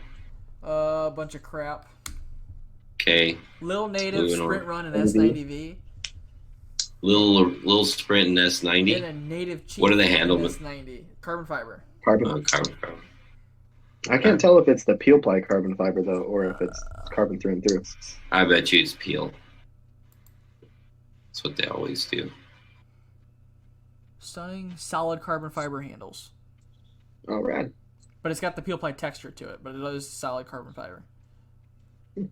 So it's the same Solid thing they've done in carbon. every other S90 Sprint Run. Maybe that's what they call carbon fiber, Tom, is their peel ply. The peel ply is just a texture. Well, like I had like an old school Gen 1 Spyderco. It was a Sprint Run military in the S90, and it was the peel ply carbon fiber. And on the box said carbon fiber, but it was the peel ply carbon fiber. Well, I'm hoping... Yeah, but they also have that carbon fiber laminate. Yeah. It says that on the box now, if it's the laminate. Well, I think that's what that one was, is the laminate one. Which is okay with me, but I prefer this. I wish they didn't do the stupid peel ply texture. A lot of people like this Chief. It's a pretty popular knife. Yeah, I might be in on a Chief in S90. I think your hands fit a little native better, Tom. I'm offended. I don't know. It depends on the price point of this. I haven't really looked into it. It'd either be this or the one that Jake has. Or the Reich Hummingbird. The Native 5 is that fluted carbon one is no joke. It's a legit. That's the cool one. That's the cool one, though. I would want to buy that fluted carbon fiber one and put a Maximate blade on it. I could do that. Cool. I have 2 of those. Yeah. I wish it was a fluted carbon fiber show scale with a fluted titanium frame lock side scale. That would be and dope. I could ditch the back lock. Nice. That would actually be really cool. Heck yeah. So a Z-Wear Shaman. This is It's genius. basically the Crew Carta, but because the Crew Carta was a sprint, they can't rerun it. So they're doing Z-Wear, which is essentially crew wear, and making another run of them, which I'll probably buy because can't rerun that crew wear Shaman because it was stupid soft. Yeah. Is that that clip colored? No. It just looks like it. It's just going to be their standard. Yeah, it looks like it's bronzed. I know. That'd be cool if it was. I just don't think it is. I don't know. It almost looks like a matte gray there. And we got Swix. Swick 5 and a Swick 6. It's like That's a pretty, TDI. Yeah, basically. Those were neat. I mean, they're cool, but, I'm not a neck knife person. Me neither. They're LC. I don't like to have a knife around my neck where you can strangle me with it. I know you can put those little break things on there, but you know. True. I don't know. I've never liked neck knives either. Yeah, they've never worked for me. All right, that's all I got for knives then. That's it. That's No it. more. Those are all the knives they're releasing. Those bastards aren't doing more. Oh, that's it. The reveals are smaller. Sorry to disappoint. Yeah, now they're just doing 1 quarter at a time, right? And Yep. it has to. They'll only announce it if it's coming out that quarter. Yep. Yep. I Supposed prefer to it. be. I was ticked when I was waiting for like what seemed like forever for a smock. You mean like 2 Oh yeah. years? Yeah. All right. This mock. What else you got Very to good. talk about, Alex? Oh, now you're putting this on me. Mhm. You wanted me to, all of a sudden be the one, the mastermind. I thought this was your show, buddy. Hey, dog, you wanted to lead at the beginning. I let you lead. No, but you're the one I- says you're the leader, so I had I'm to just, steer you back onto the path, though. Oh, is that right? Is that right? I think we steered pretty far off the road, if you ask me. That's all right.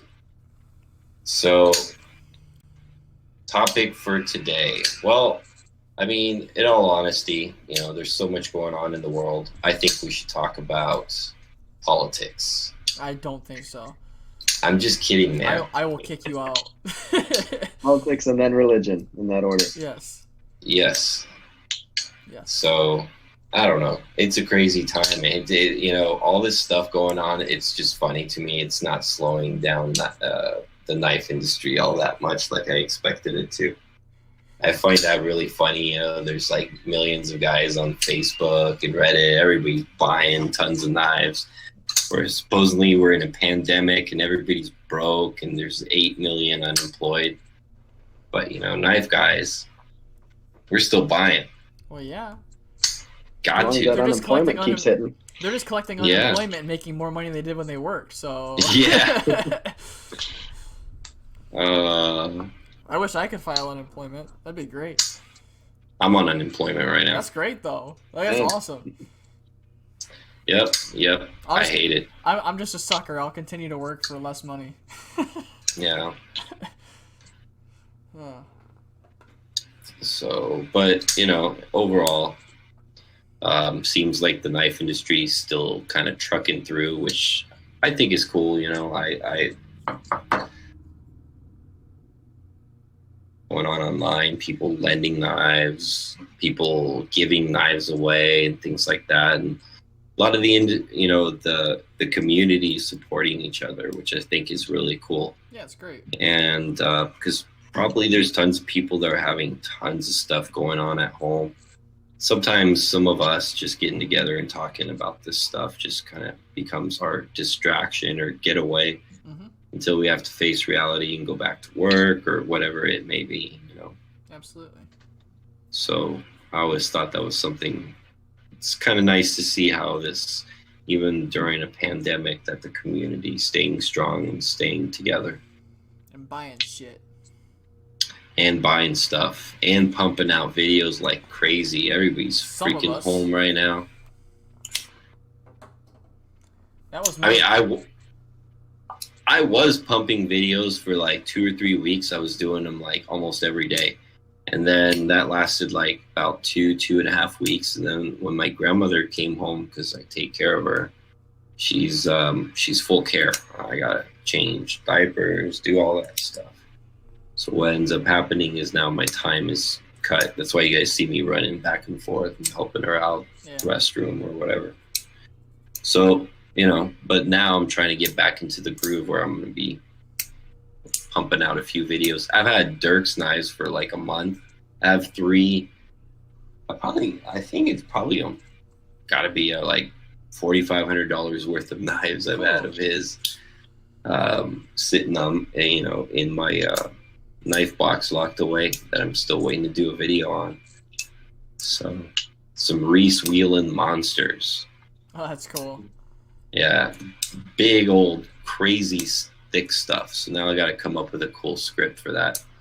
Think about maybe my wife asked me for a knife to cut some cheese with, and then I pull out that big old Warncliffe that's like got a 1/4-inch blade stock, and it's like 5 inches long. And the cheese just like wedges in 2 pieces instead of actually cutting it. I'm like, a knife, you say? And then I pull out the knife, like big old monster. I don't know. Bigger than the block of cheese. I was exactly. going through Swiss Army's catalog the other day. They literally have a knife to cut cheese. A Swiss Army knife to cut cheese. Oh, yeah? Oh, yeah. I'm like, they have something for everything. That's crazy. Of course they do. It's nuts. Yeah.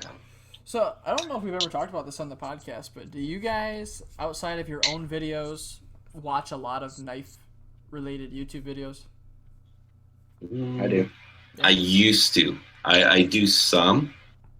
I used to do a whole lot. Now, like, I've cut down to only a few channels because I'm so busy with shit. But yeah.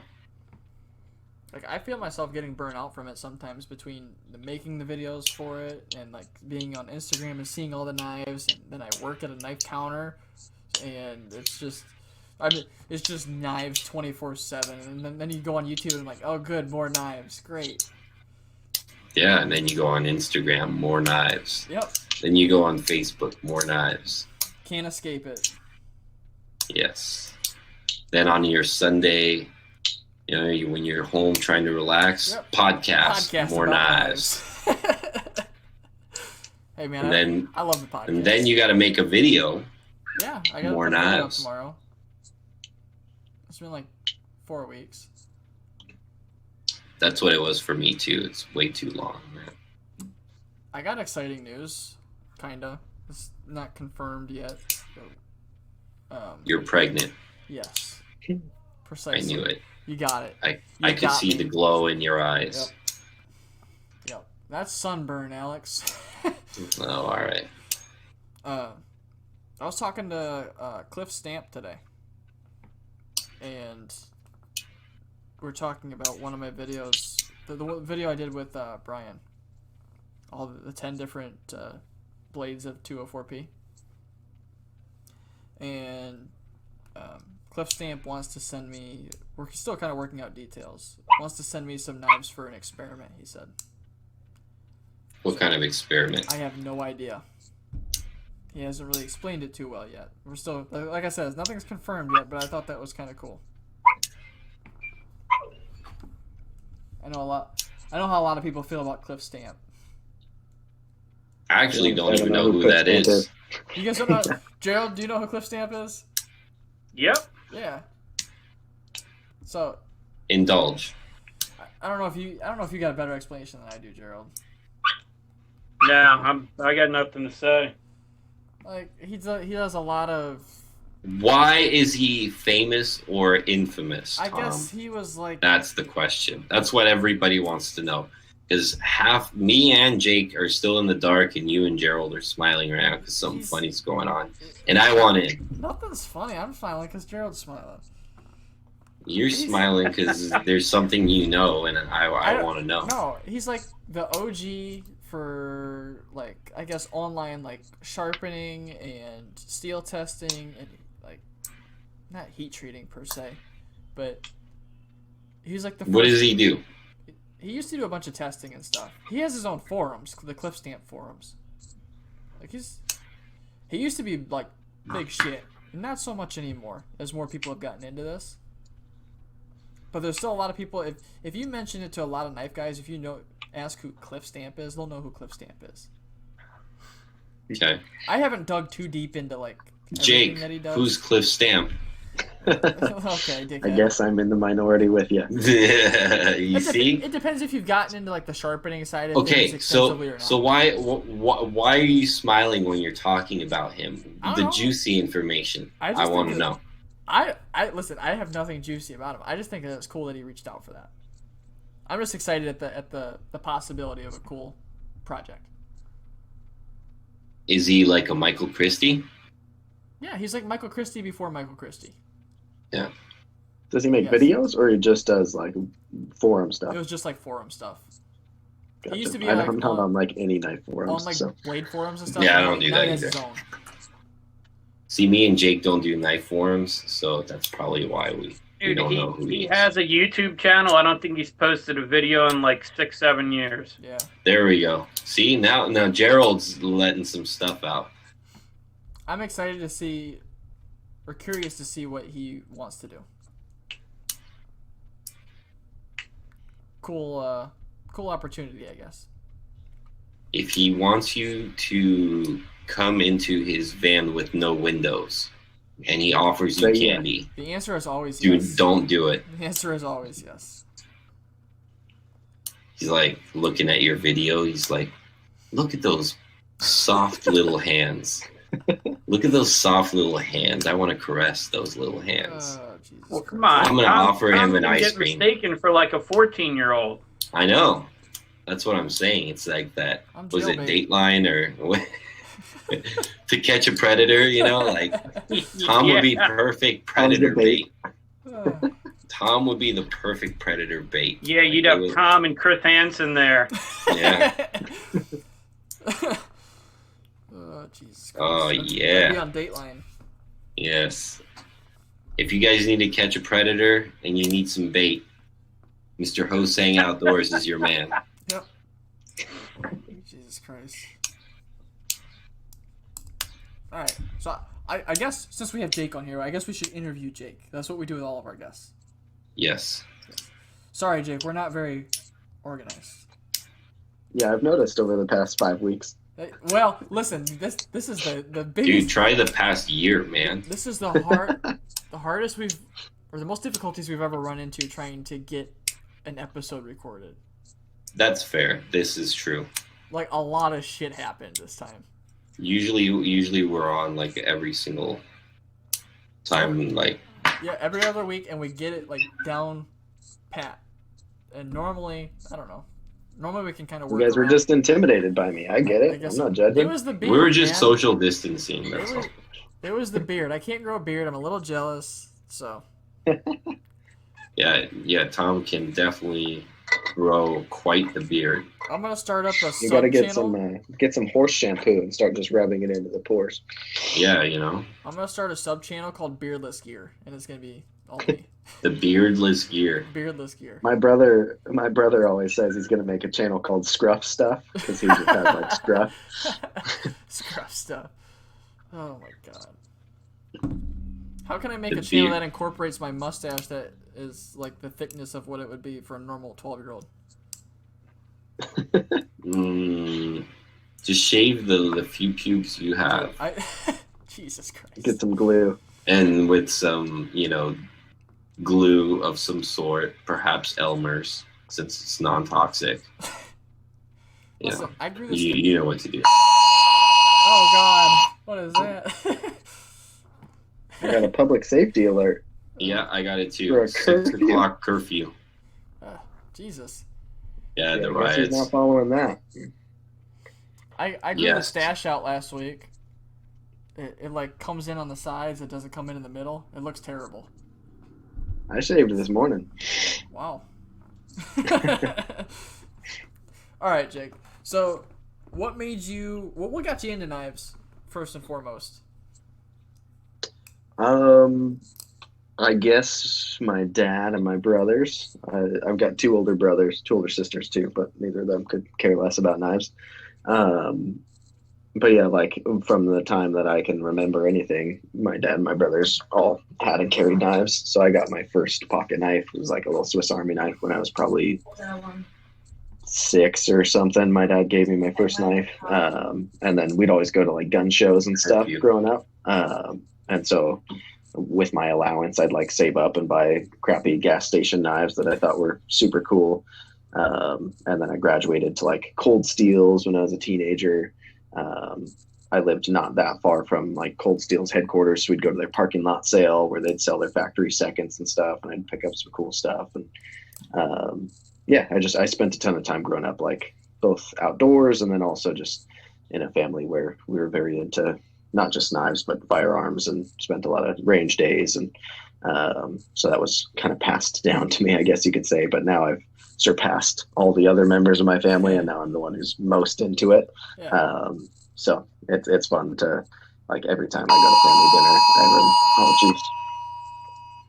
everyone wants to see all the new knives I've gotten, and it's just fun to have family who's into it too. Yeah, absolutely. It sounds like the purge is going on in California. Yeah. There's a curfew. That's crazy. Why did you decide to start your YouTube channel then? So I had been thinking about starting a YouTube channel for like 2 years, ever since I started like really collecting and like buying and selling and trading knives, and was more into them like as a hobby. Like I've carried a knife every day, unless I was like at school as a kid, since I was young, like under 10, like always had a pocket knife on me. So I've always been into it, but for the last like probably realistically 3 years, maybe 3.5 years, I've been like collecting, and it started with some ZTs and Benchmades, and evolved to now I have a Koenig and an Olamic and stuff that like people who buy knives at gun stores don't buy. But yeah, so once I started getting deeper into it, I started watching a bunch of YouTube knife reviewers, because that's how I decide what to buy. And it was the way I did my like product research, if you will. And so, yeah, I had wanted to for a long time, but never really had enough time to like get started, or at least what I told myself was enough time. And I think just like getting started in general is the hardest step of like taking the plunge of actually filming one and creating the channel, getting it uploaded. But once the coronavirus hit and I was sent home from work, and it was like, all right, we'll take you back whenever we can function again, which for me probably won't be at least until September. It was like, I've got months now that I can plan on not having anything to do. So it's the perfect opening of time.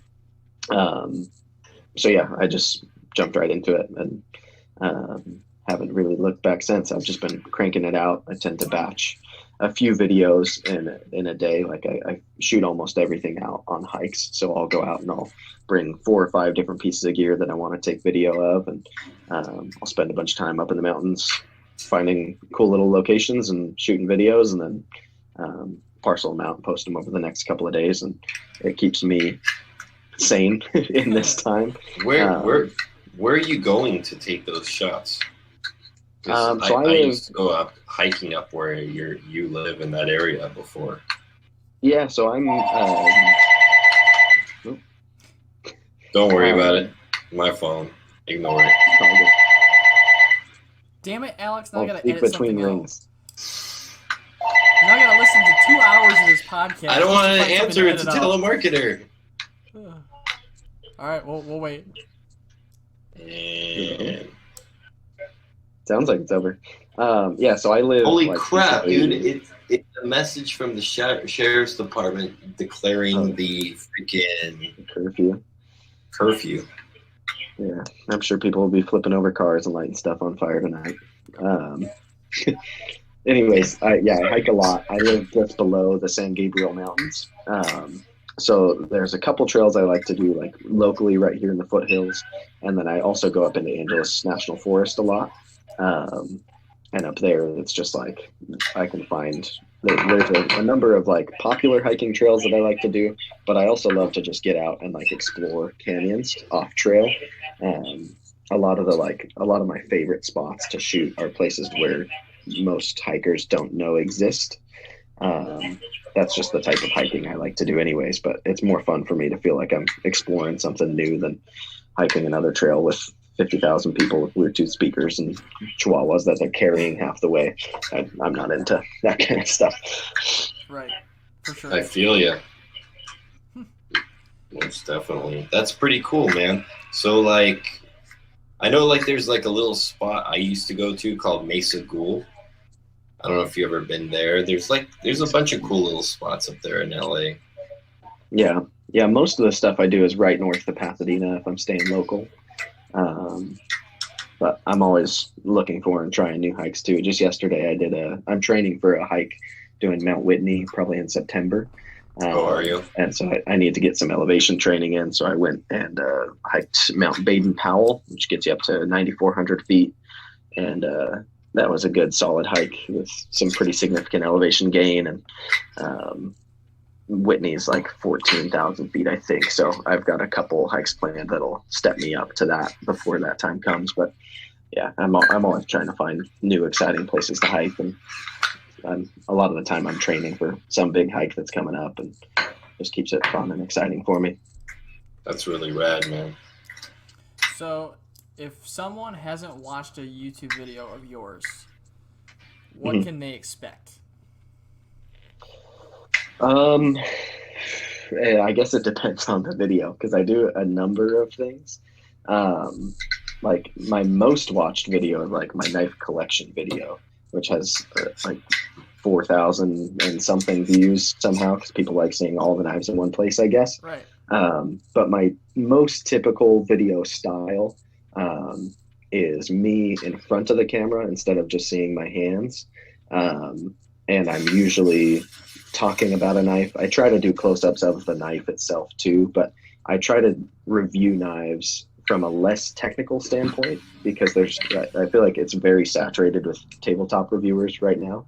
And there's just no harm, no foul. I love watching tabletop reviews. I do it all the time. But if you want to know like the thickness of the spine and the exact weight and the total like real specific dimensions of a knife and stuff, you're not going to find that on my channel. I just don't care once I have a The knife. info's out there already.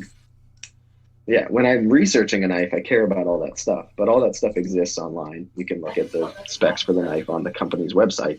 So I just don't care enough to retain that information once I have it. It's more about how it does in my hand. So I'll do some videos depending on the knife. Like I might do a testing video where I'll go out and I'll chop with it, feather stick with it, baton with it. I did like on my Vanex Super Clean on the quiet carry waypoint, I like left it in lemonade for an hour to see what happened. I chopped apples with it. Like I just try to have fun and do stuff that I would want to see. And what I want to see a lot of the time that I feel is missing on YouTube is like real application use. Right. And there's too many people reviewing knives who they review it like the day after they received it. It's like this knife just came out and they've got a full review after having it in one pocket for 10 minutes. And I just don't believe all the time that they've actually cut that much stuff with it. Or that they've got the right type of stuff with it. So I think, not to throw shade on anybody, I like just about every reviewer who's out there, but there's not really anybody else other than maybe Advanced Knife Bro. Mark is batoning stuff that he probably shouldn't be, which is part of why I love him. But there's just not many people out like really using the stuff and getting it drenched with sweat in their pocket and then like pulling it out and chopping through something that people would say you probably shouldn't with a folding knife, and talking about it in like a more practical sense. Yeah. Very cool. There needs to be more people on YouTube like that who use things in real world applications. Like, I mean, I guess now there's a lot of people who test too. Like that kind of blew up. Yeah, I think over time the norm will probably change. I think people got kind of locked into the mentality of what a knife review is a tabletop review. And again, I'll say it as many times as I need to. I have nothing against, I watch so many tabletop reviews. But I do think there will be more variety moving forward, especially as like right now, people have so much creative time and space.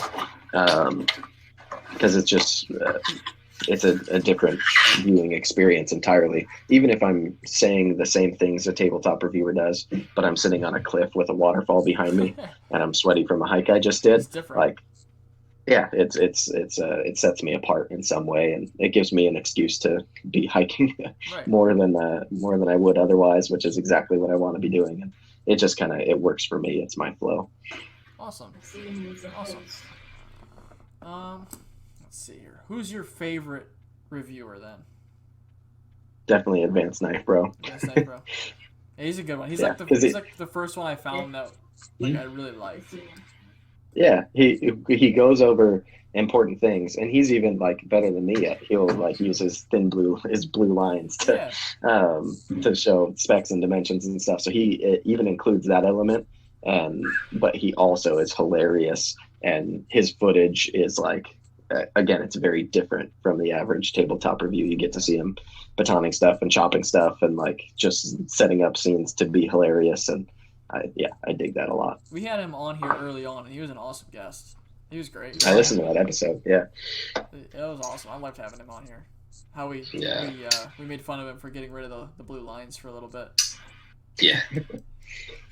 Yeah, Mark is really cool. It's same thing with me. That's my favorite channel as well. Just because I get entertained from like start to finish. And I think his scripting is really what makes it the best for me, is just the creative speech that he comes with when he's scripting and his dialogue. His videos, it's pretty cool. It feels like a full production too. Like he really puts time and effort and focus into it.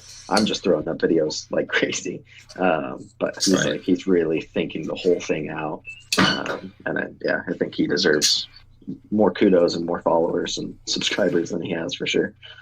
Yeah. All right, I guess I got some quick questions for you. Okay. Favorite handle material?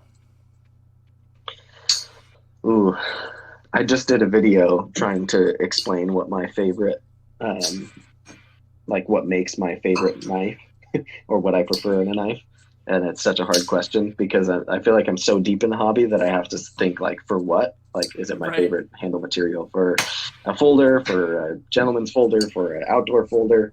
But I would say if I were to like just pick a favorite and assume it's a knife I'm planning to use, then probably micarta. Absolutely. Can't go wrong with micarta. Yeah. Favorite lock type? Compression. You automatically just lost Gerald and I.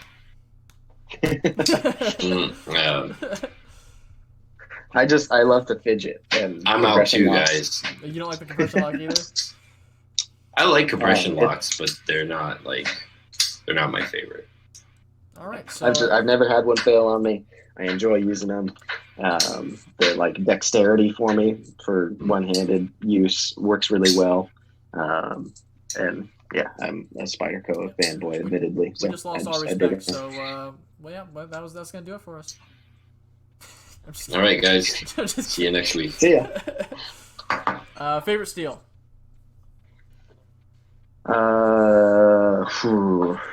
Vanex, super clean. Nice. I haven't tried Vanex yet. Yeah, I've been trying to get through an edge. Obviously not like testing it like you guys do, but just like everyday carry, using consistently my waypoint, and it's still just like every bit as sharp as it came out of the box. And I've been way more brutal than I even planned on being on this knife. Awesome. And it's cool. I put it in my pocket soaking wet plenty of times without even wiping it down. Like I've tried to get it to corrode in any way, and it hasn't. So I'm digging it. Tom, I told you. Listen, I wouldn't mind getting one, but my entire collection is U.S. made right now, and I don't want to mess that up. Oh, okay, Greg Medford. I didn't even do it like on purpose. It happened by accident. Now I think it's kind of cool. I think I'm over half U.S. made at this point, but I'm not a hard and fast won't buy foreign knives kind of guy. I wasn't either until I realized that I had all U.S. knives. I'm like, well, shit, it's kind of my thing now. Favorite brand? That's hard because my favorite knife is Koenig. My Arius is my favorite knife, hands down. But the brand that I consistently own the most of and probably carry the most is Spyderco. Same. Favorite designer? All right. No. That's it. We're done here. What? Listen, Alex. Listen, Alex wanted you to say ZT. Huh? You wanted him to say ZT. ZT? Yeah. Nah. Yeah, I like ZTs and D2 steel. So. Ugh. Yes. I like D2. I'll shut this shit down. You keep saying stuff like that. I'm just kidding. Favorite designer then? That's a good question. I don't know. I guess like realistically, who I own the most knives of. I don't mean to be a broken record, but probably Sal Glesser. Yeah. Not that I'm like the kind of guy who thinks that like everything that Spyderco does is fantastic. I certainly can be critical of them as well. But yeah, I really dig like the Shaman. The Native 5 now is great. PM2 and Para 3 are go-tos for me, and I know those are kind of, a lot of people are jaded on those, but I dig them and use them like crazy. Do you have any, Alex? Because I have one more, but I want to save it for the end. Is it why for the end? I don't know. Okay. Well, I think you actually covered most of the stuff right there.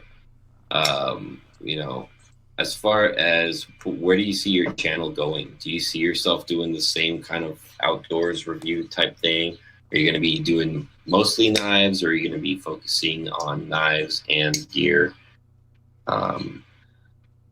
Yeah, so the natural place for me to start my channel was definitely knives. Obviously, knives are like my number one hobby in life. They're what I spend the most time, energy, and focus on, regardless of my YouTube.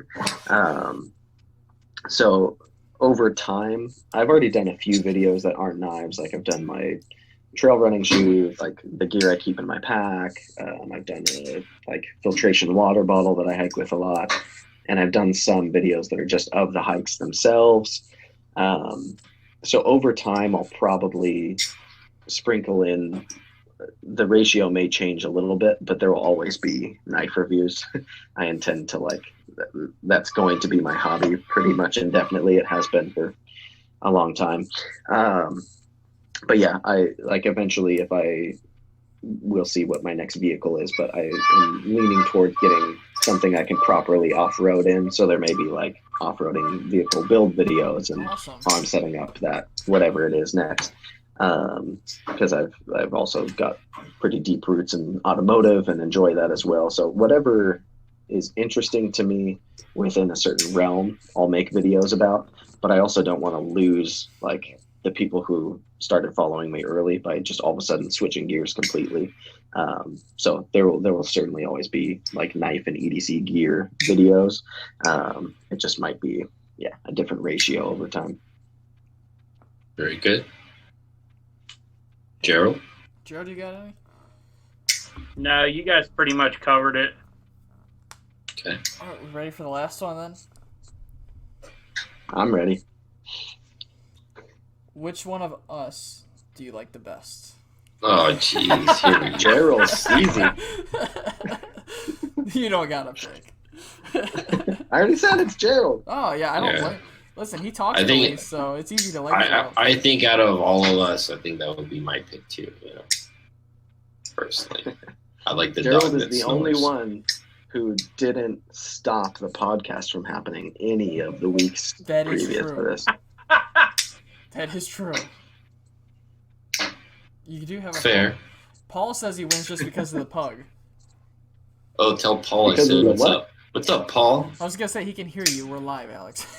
Yes, I don't gotta tell him tell I you. said hello. Oh, Alex, you're last. Paul says Tom's tiny hands are a close second. Ooh. That's rough. Wait, what?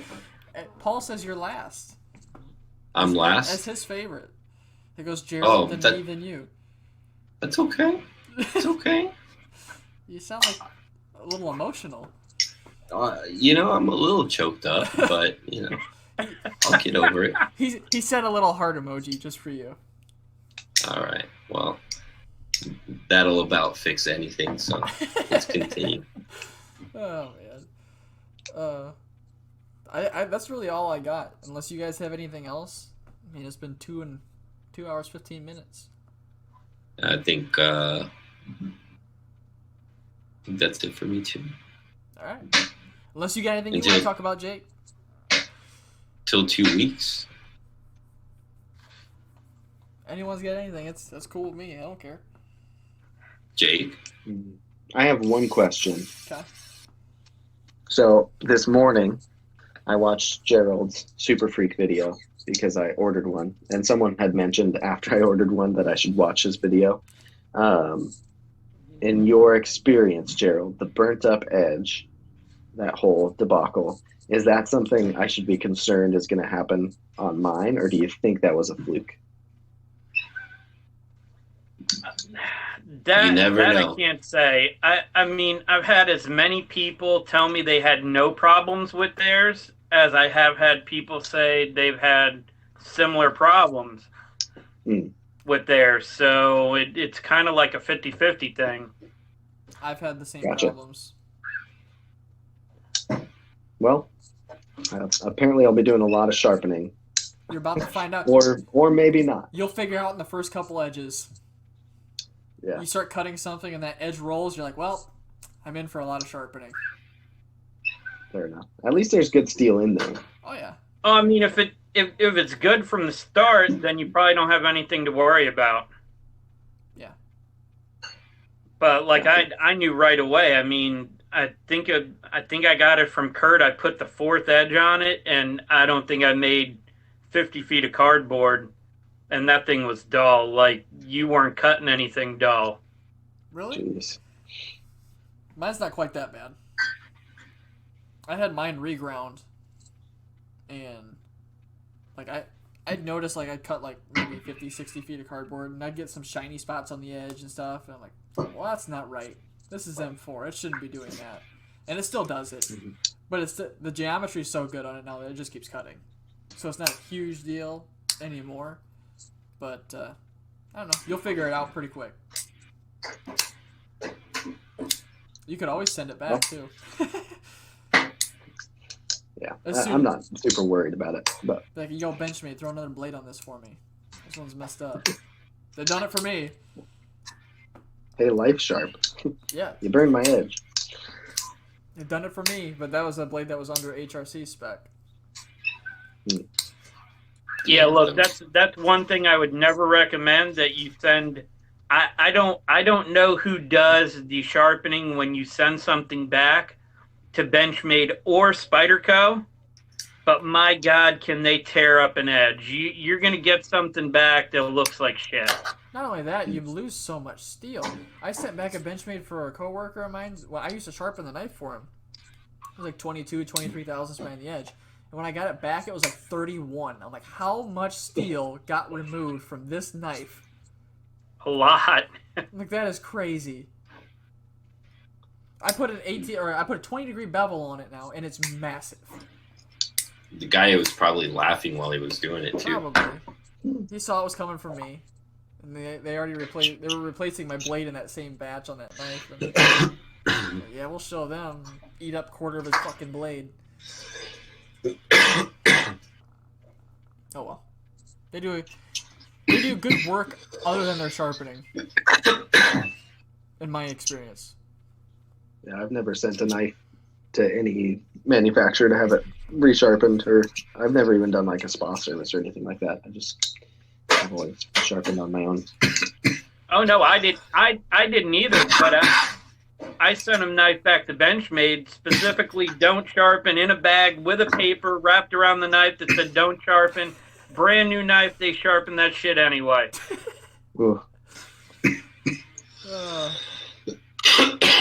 They decided that factory edge wasn't good enough, Gerald. Yeah. Yeah. They're like, yeah, we didn't do good on the first try. We're gonna try it again. All right, I think that's probably gonna do it for us, unless anyone else has anything else. I'm good. Is that it? Well, it was nice actually getting in a podcast after 5 weeks of planning it, and 5 straight weeks of disappointment every Sunday. Agreed. Everything coming up, so I hope to keep the schedule more consistent with the 2 weeks, but we'll see. You know, life's crazy right now, and things keep coming up, and things are always changing, so we'll see what happens.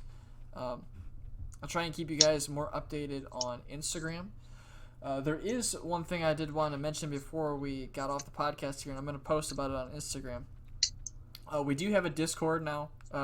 I've set up like multiple channels and stuff. I'm going to put the link for that in the bio of our Instagram, so you guys can actually join the Discord and talk on there if you'd like. I don't know. I just think that'd be cool for anyone who's a listener and wants to sit there and talk with other people who listen to the same stuff as you. You're interested in the same stuff, and obviously we'll be in there too. At least I know I will be. I don't know about Gerald and Alex, but I'm always on that kind of stuff. So just be cool to talk to a lot of the listeners and viewers if you guys want. So it's there as an option. Wonderful. Other than that, I think that's going to do it for us. Hopefully see everybody in 2 weeks. Thank you so much for joining us, Jake. Sorry for all the difficulties in getting everything scheduled. Thanks for having me. It's all good. It was well worth it. It was great having you on. Everybody, if you're listening, go check out Jake's channel. Like we said earlier in the podcast, I didn't know that he grew so fast. Anybody who's growing that fast and has 700 subs after like 2 months is obviously putting out good content. So go check his channel out, support him over there, and maybe we can have you back again at some point, Jake.